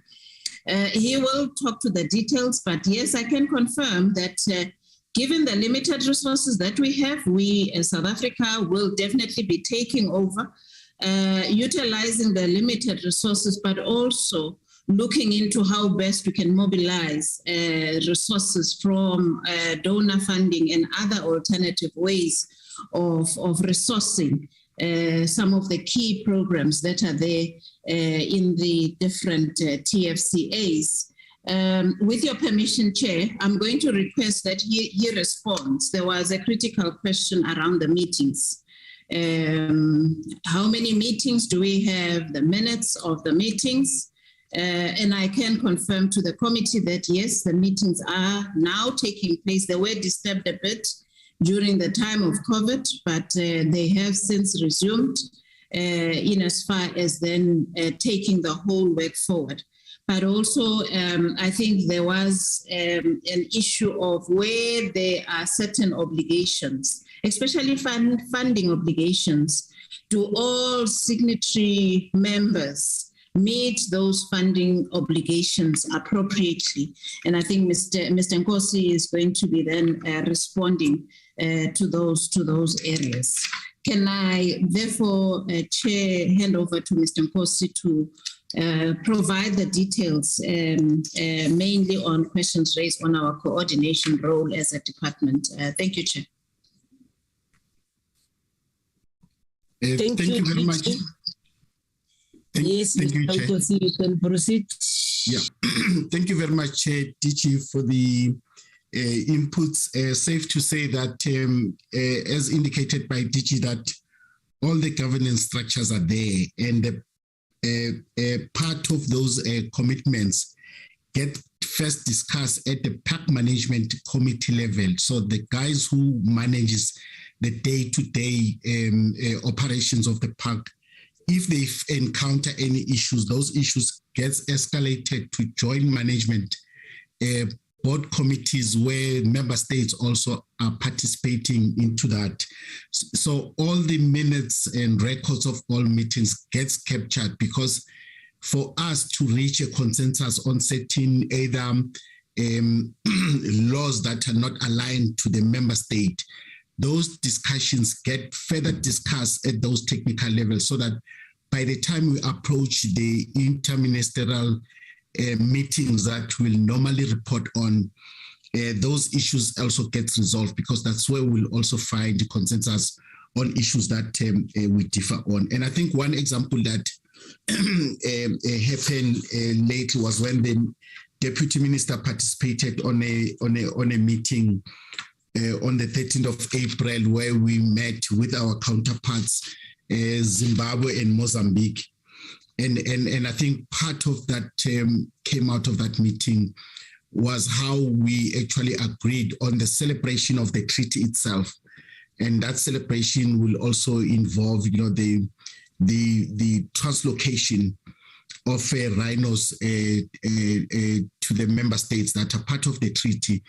And I think it was a good demonstration of that rewilding, the neighboring countries out of that meeting. So indeed, this meeting takes place, records are being kept in terms of what transpired. The other element I think I need to also add on is on the whether South Africa we are ready, excuse me, whether South Africa is ready to take over the coordination role. And I think if we track our participations in the TFCA's space, South Africa has been the most active player in terms of how we interact with what we manage on our side, but also, how we also insist in terms of the cooperation from the member states that are part of the MOUs and the treaties that we have signed. And indeed, I can reconfirm what the DG confirmed, that we do have capacity, but is it enough capacity? Of course, no, because of the limited resources. But with what we have, we're doing our best as the active participant in the TFCA role. So we are ready from our side to receive the responsibility of a coordinating country on some of those TFCAs that we have alluded to. I think, yeah, the other one, maybe DG, if you permit, on the why we couldn't reach an agreement on the Mapungubwe, the word Mapungubwe was quite contested because first, Mapungubwe was, especially Botswana, felt it was not representative. It can only speak to, I think, Zimbabwe as well as South Africa. So the previous leadership of Botswana couldn't agree, but later on when that changed with the new leadership, they were actually, in agreement. And it didn't really give us the challenges that initially it gave us. Hence, we ended up with the Mapungubwe TFCA. And I think that necessitated us to move with speed on concluding that particular treaty. I will leave it. I think the last one, Chair, from my side, the dates or the TFCAs that we are about to take ownership on is the Greater Mapungubwe, is the Kgalagadi, is the Ais-Richtersveld, and the joint management boards will be sitting soon because they meet actually quarterly. They will be sitting soon to decide on the handover because we need to receive all the work, progress report of work that was done by the coordinating country, so that when we take over over the coordination role, we also appraised of what the progress has been to, whether the issues that they were confronted with, how do we deal with those in terms of cleaning up, our coordination role on these issues. And I think the last part is just the contributions of them, member states. Economies of states are not the same. Always everybody indicates that they don't have much budgets, but also our side, we also don't have that enough. That's why the resource mobilization and alternative financing models are being pursued so that we can actually make an application where we've got opportunities to attract investors. I think it's good that we do that so that, we've got alternative financing of these facilities because ultimately any beneficiation that emerges out of this investment is for the good of the communities that are around and within the TFCA areas. I'll leave it at that. Thank you very much, Chair and DG.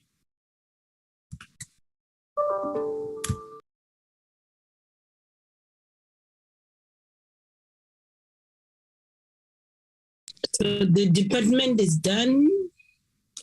Can we allow Suntax?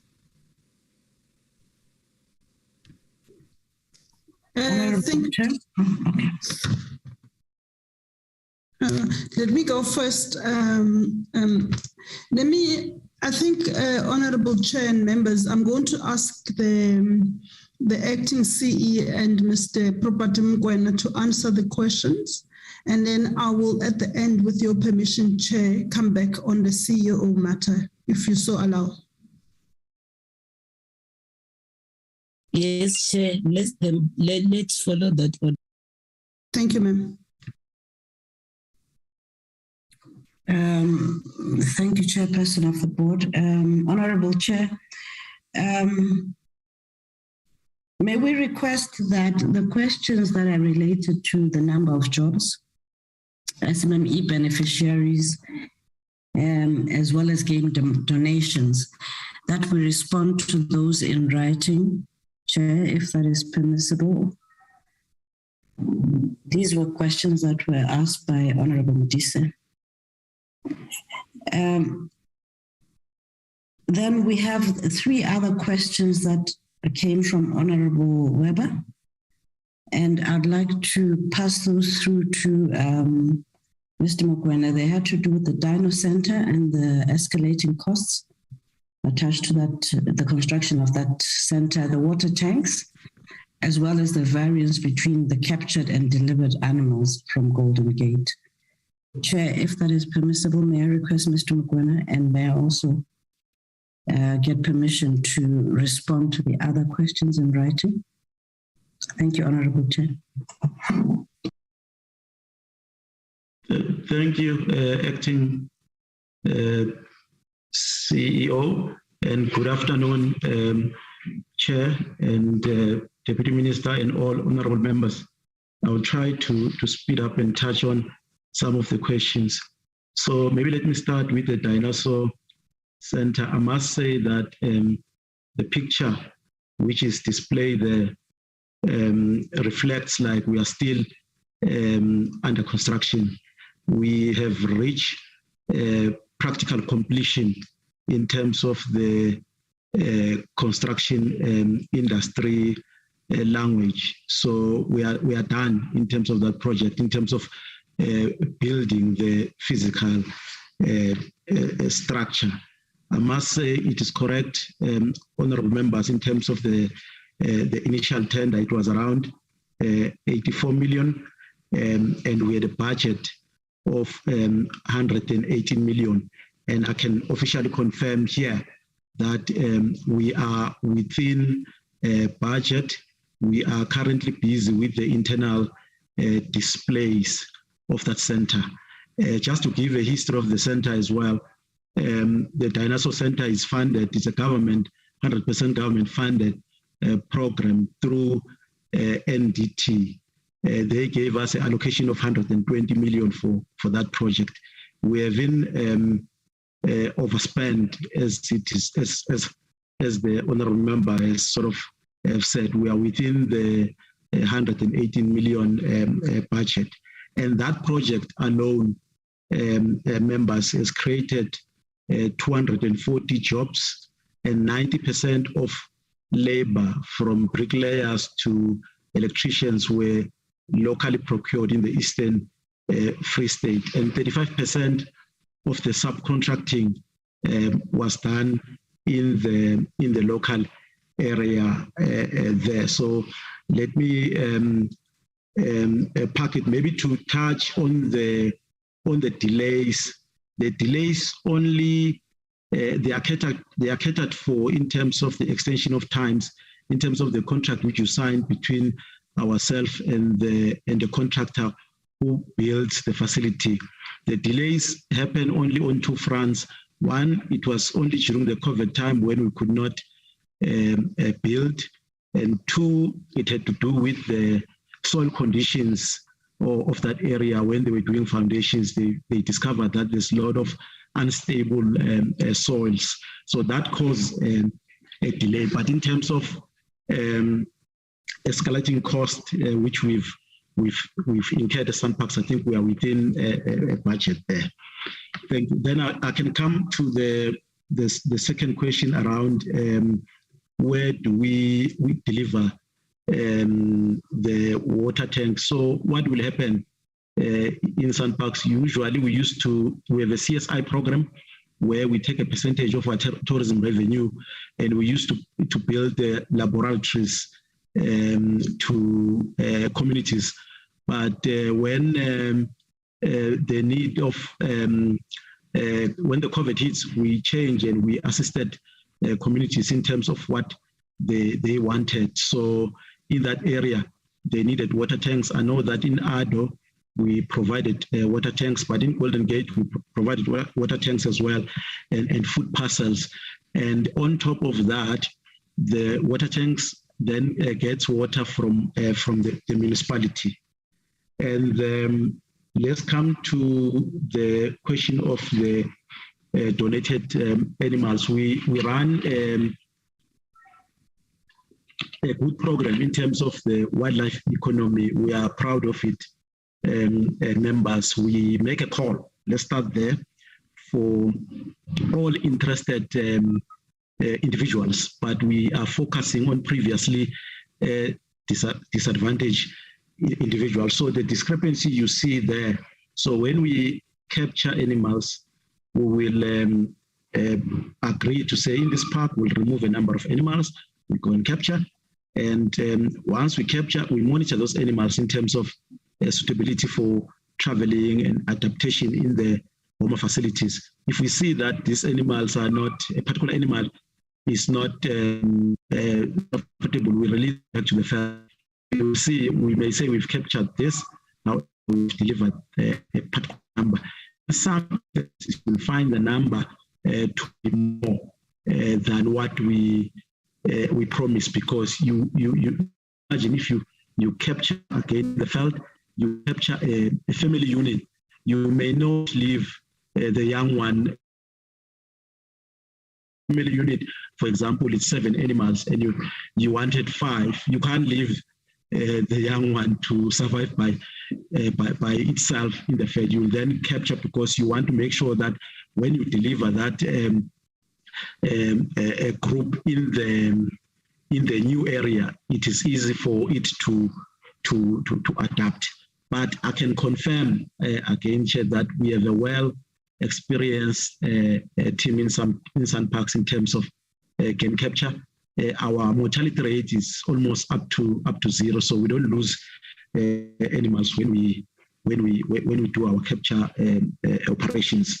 And quickly on the road, I think the Sunny Road, that road is about 29 kilometers tarred. And as a last point, members, on the wildlife economy, I mentioned earlier that we make a call. I think there was a question around what are the costs. So the first call which we did, where we donated about 900 animals, that the cost for capture there was around 4 million. And the latest call which we did recently, where we committed, we are in a process now to deliver about 3,000 head of animals. The cost there for delivery is about 8 million, and we are working very closely with our mother department in terms of assisting us with funding.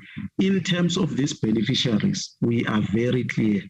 We don't, our criteria from the court states it clearly that we are focusing on previously disadvantaged individuals. I must say that since we have started, we've got 4 female members who are owning farms who will be getting some of these benefits in terms of game or animals. Thank you, Chair.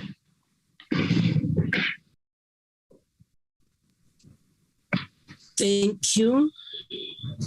If I may, Chair, respond on the matter of the CEO. Let me start by saying that the board is equally concerned about how long this process has taken. And we are impressing, and as we've reported before to this committee, every time that I've come to Parliament on our concern in this regard, we have impressed on our lawyers or on the presiding officer, the independent chair, through our lawyers, that this matter must be completed as soon as possible, because it is not, it might have the implication of just delaying us as an organization in moving forward in one way or the other. Chair, I'd also want to just say that the board doesn't, I can assure the committee and the honorable members that the board doesn't have any sinister motive behind this matter, and I would like to put that on record once more. What we are dealing with here, there are two, in terms of our laws, there is a process of a criminal matter which gets dealt with by the courts, and there are matters that relate to labor relations or employer-employee relations. Insofar as that relationship exists, and our laws allow for a process to be followed, which is why we have policies internally that regulate how all of SANParks are meant to, staff members are meant to behave, as well as what happens when that is breached and what process to follow. So we call that, in terms of law, the disciplinary process. In this particular case, if I may, Chair, those processes were invoked at different times. And as I had reported to the committee before, that we are still following the due process with regard to our obligations in terms of labor law legislation. And this is important, not just because it's the CEO. It is important that all staff members in SANParks are treated in a way that is fair to them, to protect their rights as workers, and we follow due process. And that's why we are here. With regard to the timeframes, Chair, we the first to admit we are concerned about it. And the actual cost, as we've done, we had answered the parliamentary question in this regard, and we will also, as part of our submission to yourselves, Honourable Chair, submit the costs. Firstly, the costs of the, I don't know, Chair, is it me just who's echoing? It can't be you. I'll tell you who is this person doing that to you. Okay, because I can hear the echo as well. Proceed, let's see. Thank you, Chair. So we'll submit in writing, Chair, in addition to what we had submitted before in the parliamentary question.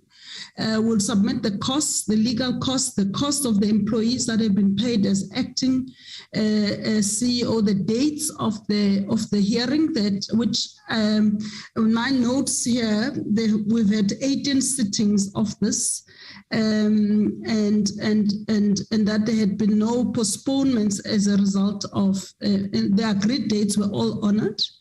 And Chair, I could safely say, without discussing this matter, because we're just at the point where we're going to this being finalized. And in the process, there has been a finding now where the matter is basically on submissions on which has been done on mitigating or aggravating factors with regard to sanction. When that is done, then the board will get a recommendation from the independent chair. As a board, when we consider this matter, I think we would want to take a comprehensive view, but we've decided not to engage in the substance of the matter, but just to make sure that the process is fair, because we wanted it to be completed in line with our disciplinary code as an organization. And Chair, as I already said, it's taken longer than we thought.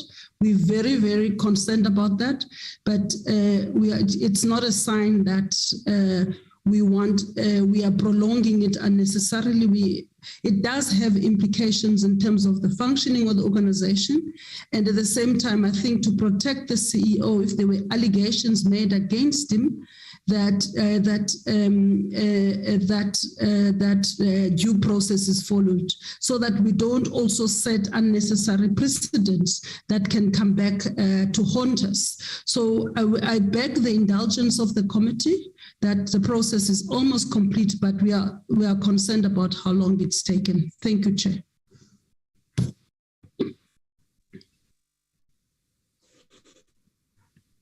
Can Isimangaliso and Ezemvelo respond to the issues raised, if there are any?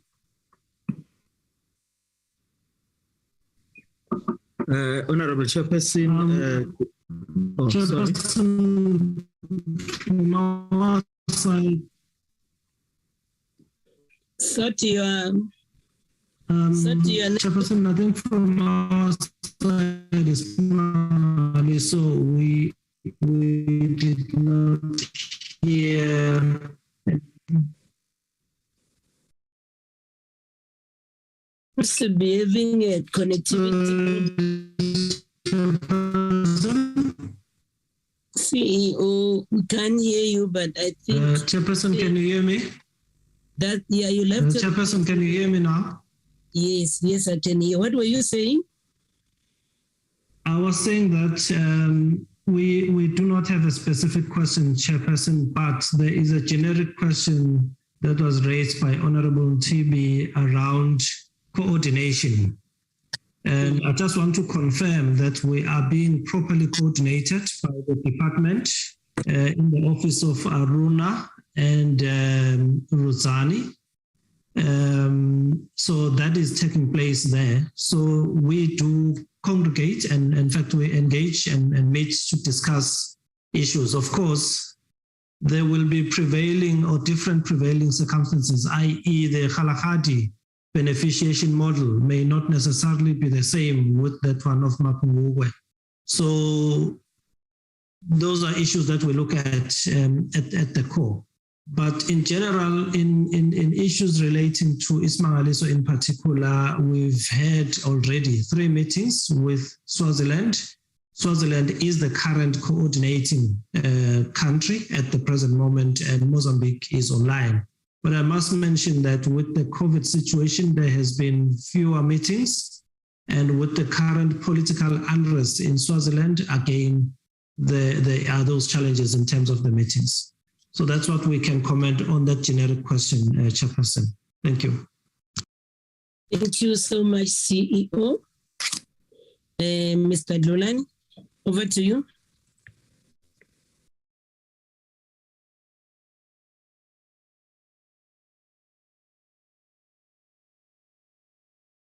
Mr. Dlolani. Thank you, Honorable Chairperson. Sorry, I was speaking, not dealing with unmuting my mic. Chairperson, I will take a few questions that were directed to us. The first one being the issue of the fencing at Mgtp. We do have that 20 million, Honorable Chair and members, that was provided by the department, but it's mainly done on the side of the Mgtp-Drakensberg park, which is within our jurisdiction. Of the 20 million that we have, we actually have spent 1.75 million, but it is not necessarily reflective of the progress that is on site. One of the contractors that is dealing with, two projects there has not been claiming. I do believe that it's a matter of being resourced. We are currently sitting at 45% completion, and the reason why we are sitting there is because the project, the contractor that had been appointed for Royal Natal, actually when we were in the finalizing stages of handing over the site, actually wrote a letter to decline the appointment and said that they had not properly quoted, especially when they looked at the terrain. So we are now going back to the SCM processes to deal with the issue of the appointment. To date, we do have EPWP employees, 157 of them, who are actually assisting in the erection of those fences, which is why there is that expenditure that is being shown there, and we are making sure that we maximize on employment opportunities. So that is one question that came through. The second one was relating to the sale of wildlife and where the money was going. And Honorable Chair and members, we then reinvested the money back to the to the parks and operations where those games were actually sourced from, to make sure that we contribute back to where the source of the animals were coming from. And then the issue of I think the issue of the exchange program, Honorable Chairperson, as we have mentioned, it was funded by the GIZ, which is the German Agency for International Cooperation. It was funded between 2017 and 2019. That's when it actually came to an end. The one that was dealing with the issue of the exchange programs. And there was also a question, Honorable Chair, that was asking about the census that you said we were doing between ourselves and the Maputo, as to when was it done. The last one, Honorable Chair, was done in 2021, which was last year. Chairperson, we can provide the statistics. Unfortunately, we don't have them here, we can be in a position to provide them in writing, so that at least we can be, we can be detailed in terms of what was the outcome of that particular census. But the last one was done in 2021, and we had mentioned earlier on, Chairperson, that we had agreed with our counterparts that we will do it biannually to make sure that at least we keep track of the developments within that particular park. And the issue of the market stalls, Honorable Chairperson, and the timelines, one must mention that we initially were given a site by the local municipality because it was done in consultation with between ourselves, our mother department, and the local municipality, which is Umhlabiyalingana. We were given a site which is about 300 meters into the actual border post, which is Farazela, and there was a challenge with that, Honorable Chair, when our National Department of Transport and National Department of Public Works actually embarked on the development, on the greater, development around that particular area to actually coincide with what was happening, as far as the development of the road and the infrastructure from our Mozambique side. So we have had to then go back to the municipality to request an alternative site, which took a bit longer, but we have since been given the site. And as the designs were already ready, what we can then possibly look at is actually the structural and the surveys of the actual site itself, so that we can then implement the project. It has already gone through our internal processes to be able to actually go out on tender. So as soon as those surveys are completed, Honorable Chairperson and members, we should be in a position to then continue with the implementation of this particular project. There was a question also about the lodge and the monies that were spent. The monies that are shown there are monies that are spent in planning. When given the funding, we have had to look at the sites and look at the feasibility of what we wanted to do in terms of that particular development, and also develop the structures. And when we were doing the presentation, Honorable Chair and members, we did mention that what we had provided here was an artist impression of what we want to develop, and it is only one structure that we implemented for the benefit of the members to show what the lodge is planned to look like. We, however, have not finalized the planning. Currently, we are finalizing the hydrology report because it's within the Tembe Elephant Park. We want to determine where the water is actually going to be coming from. As soon as that is finalized, and then the EIA process would then be concluded for us to then proceed with the implementation. So that is where we are with regards to that particular one. In terms of the production of the two projects, the honey project, unfortunately, at this point, we do not have the actual stats.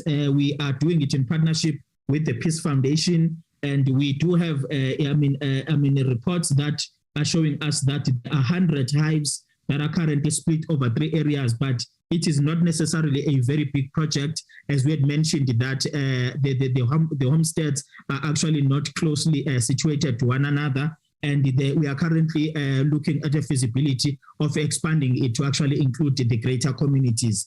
So unfortunately, in terms of the numbers that it is producing, we do not have that at this stage. We, however, Honorable Chairperson, do have the turnover annually for the chili sales, which is about 110,000, and we are looking at also expanding it, as we had mentioned, that currently there is only 10 households, 10 people that are coming with their households to actually deal with this particular project.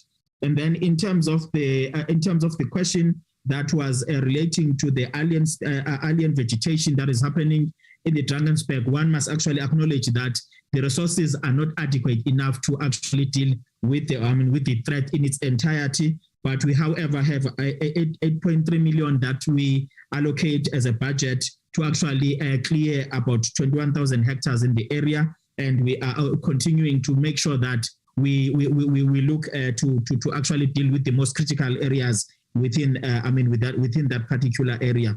So I think, Honorable Chairperson, another question was the ambassadors. And how many of those we actually identified 5 children from 5 schools from each areas, together with 3 teachers who would then be involved in the ambassador programs. And that's basically the questions that were coming through, Honorable Chairperson, from our side.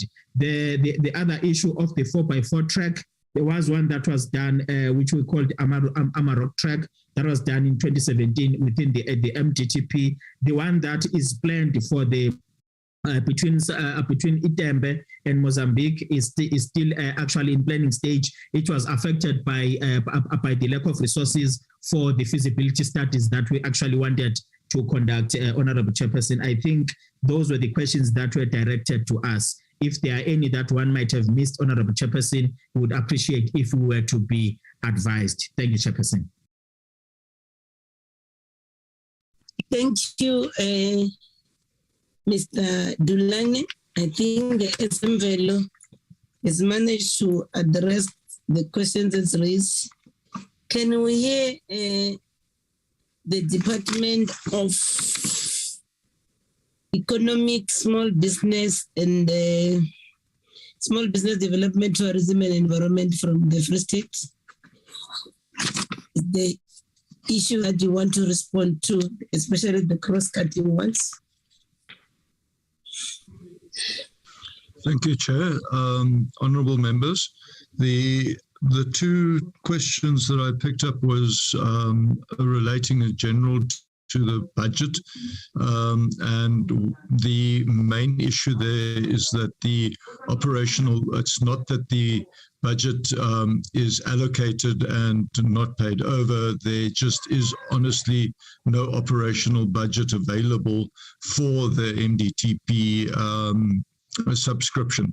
So it's really honestly a case of budget constraints, and it has been in that way for many years now.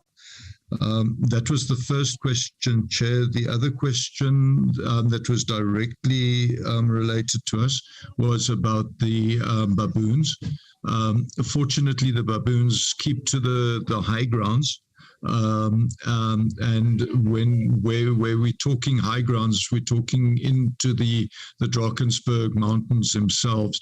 They very seldom venture down.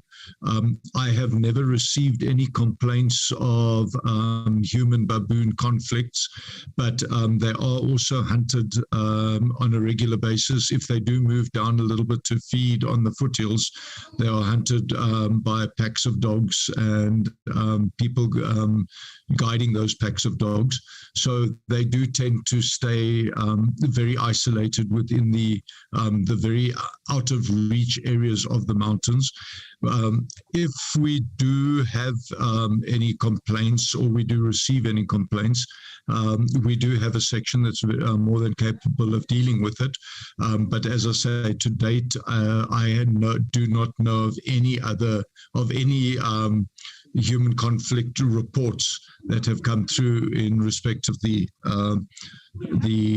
baboon situation. And then another generic was the clearing of AIS vegetation in the area. Chair, there hasn't been much done formally. There was at one stage an informal clearing of specifically with wattles, and the one of the biggest problems that we do face there is that the wattles are growing on pretty steep slopes, and just by going in and clearing them would create a major problem in itself. Because of the erosion, bearing in mind that very little grows under wattle trees, and the coppices of wattles that they have cut down, there's been very little natural vegetation regeneration, and unfortunately it has resulted in a bit of erosion. So currently, I don't know of any AIS clearing programs, formal ones in the area, so I can't really talk to that one. Chair, and I'm not sure I think we dealt with the reporting and the meetings with the very first speaker about from Izimvelo regarding the MDTP. We do participate wherever we can. As I say, we have constraints with human resources. There is nobody dedicated to the Transfrontier or to the MDTP project. So unfortunately, we do attend as and when we can. One of the big constraints that we do have is if meetings are held in Lesotho, we have to get permission from the Premier's office to travel across the border, which very often delays it, and very often, unfortunately, we are unable to make those meetings. But we do, when it is in the South African side, we do try and attend as many of the meetings as we possibly can. Chair, I'm not too sure if I've missed anything, but yeah, thank you. Thank you, honourable members. Thank you, Chair. Thank you so much, Dave. HOD Mpumalanga, any other things that you want us to consider based on the cross-cutting issues raised?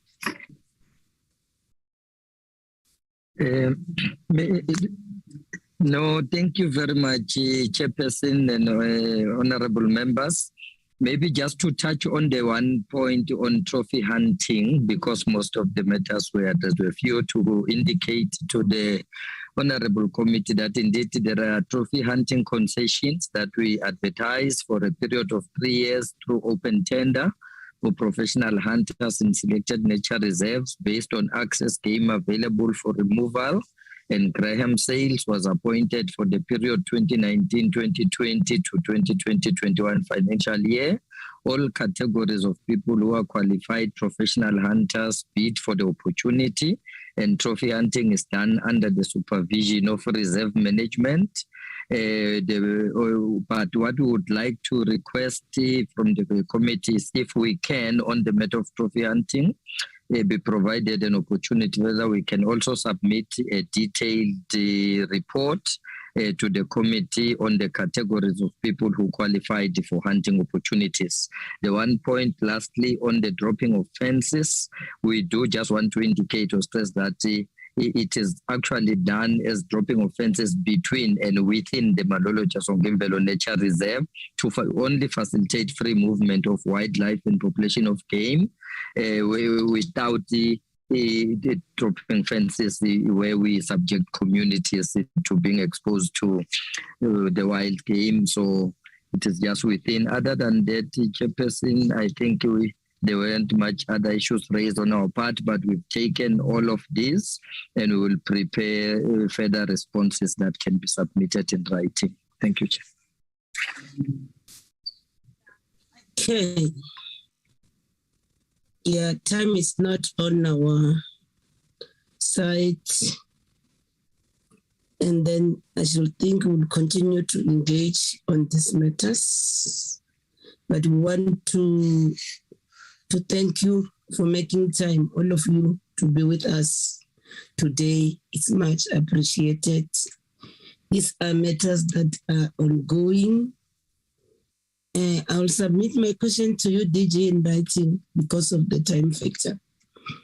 That will form part of the mine are directed to your good self, but I realize the time members need to break for lunch and then go attend the budget votes that are taking place in Parliament. But let me thank you, Deputy Minister and team DFFE, Chairperson of Suntax, and the team, Chairperson of Isimangaliso, and the team, Ezembelo colleagues, the colleagues from the Department of Agricultural Development and Environmental Affairs in Mpumalanga, including the colleagues from the Free State Department of Economic, Small Business Development, Tourism and Environmental Affairs, for all your presentation. It's a matter that is ongoing, and then I think we'll better schedule you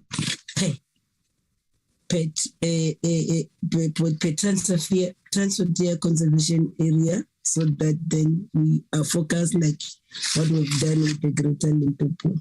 But we want to thank you all. The meeting gets adjourned. Thank you so much. Enjoy your day further. Thank you, Chair. Thank you, Chairperson. Thank you, Chair. Thank you, Chair. Thank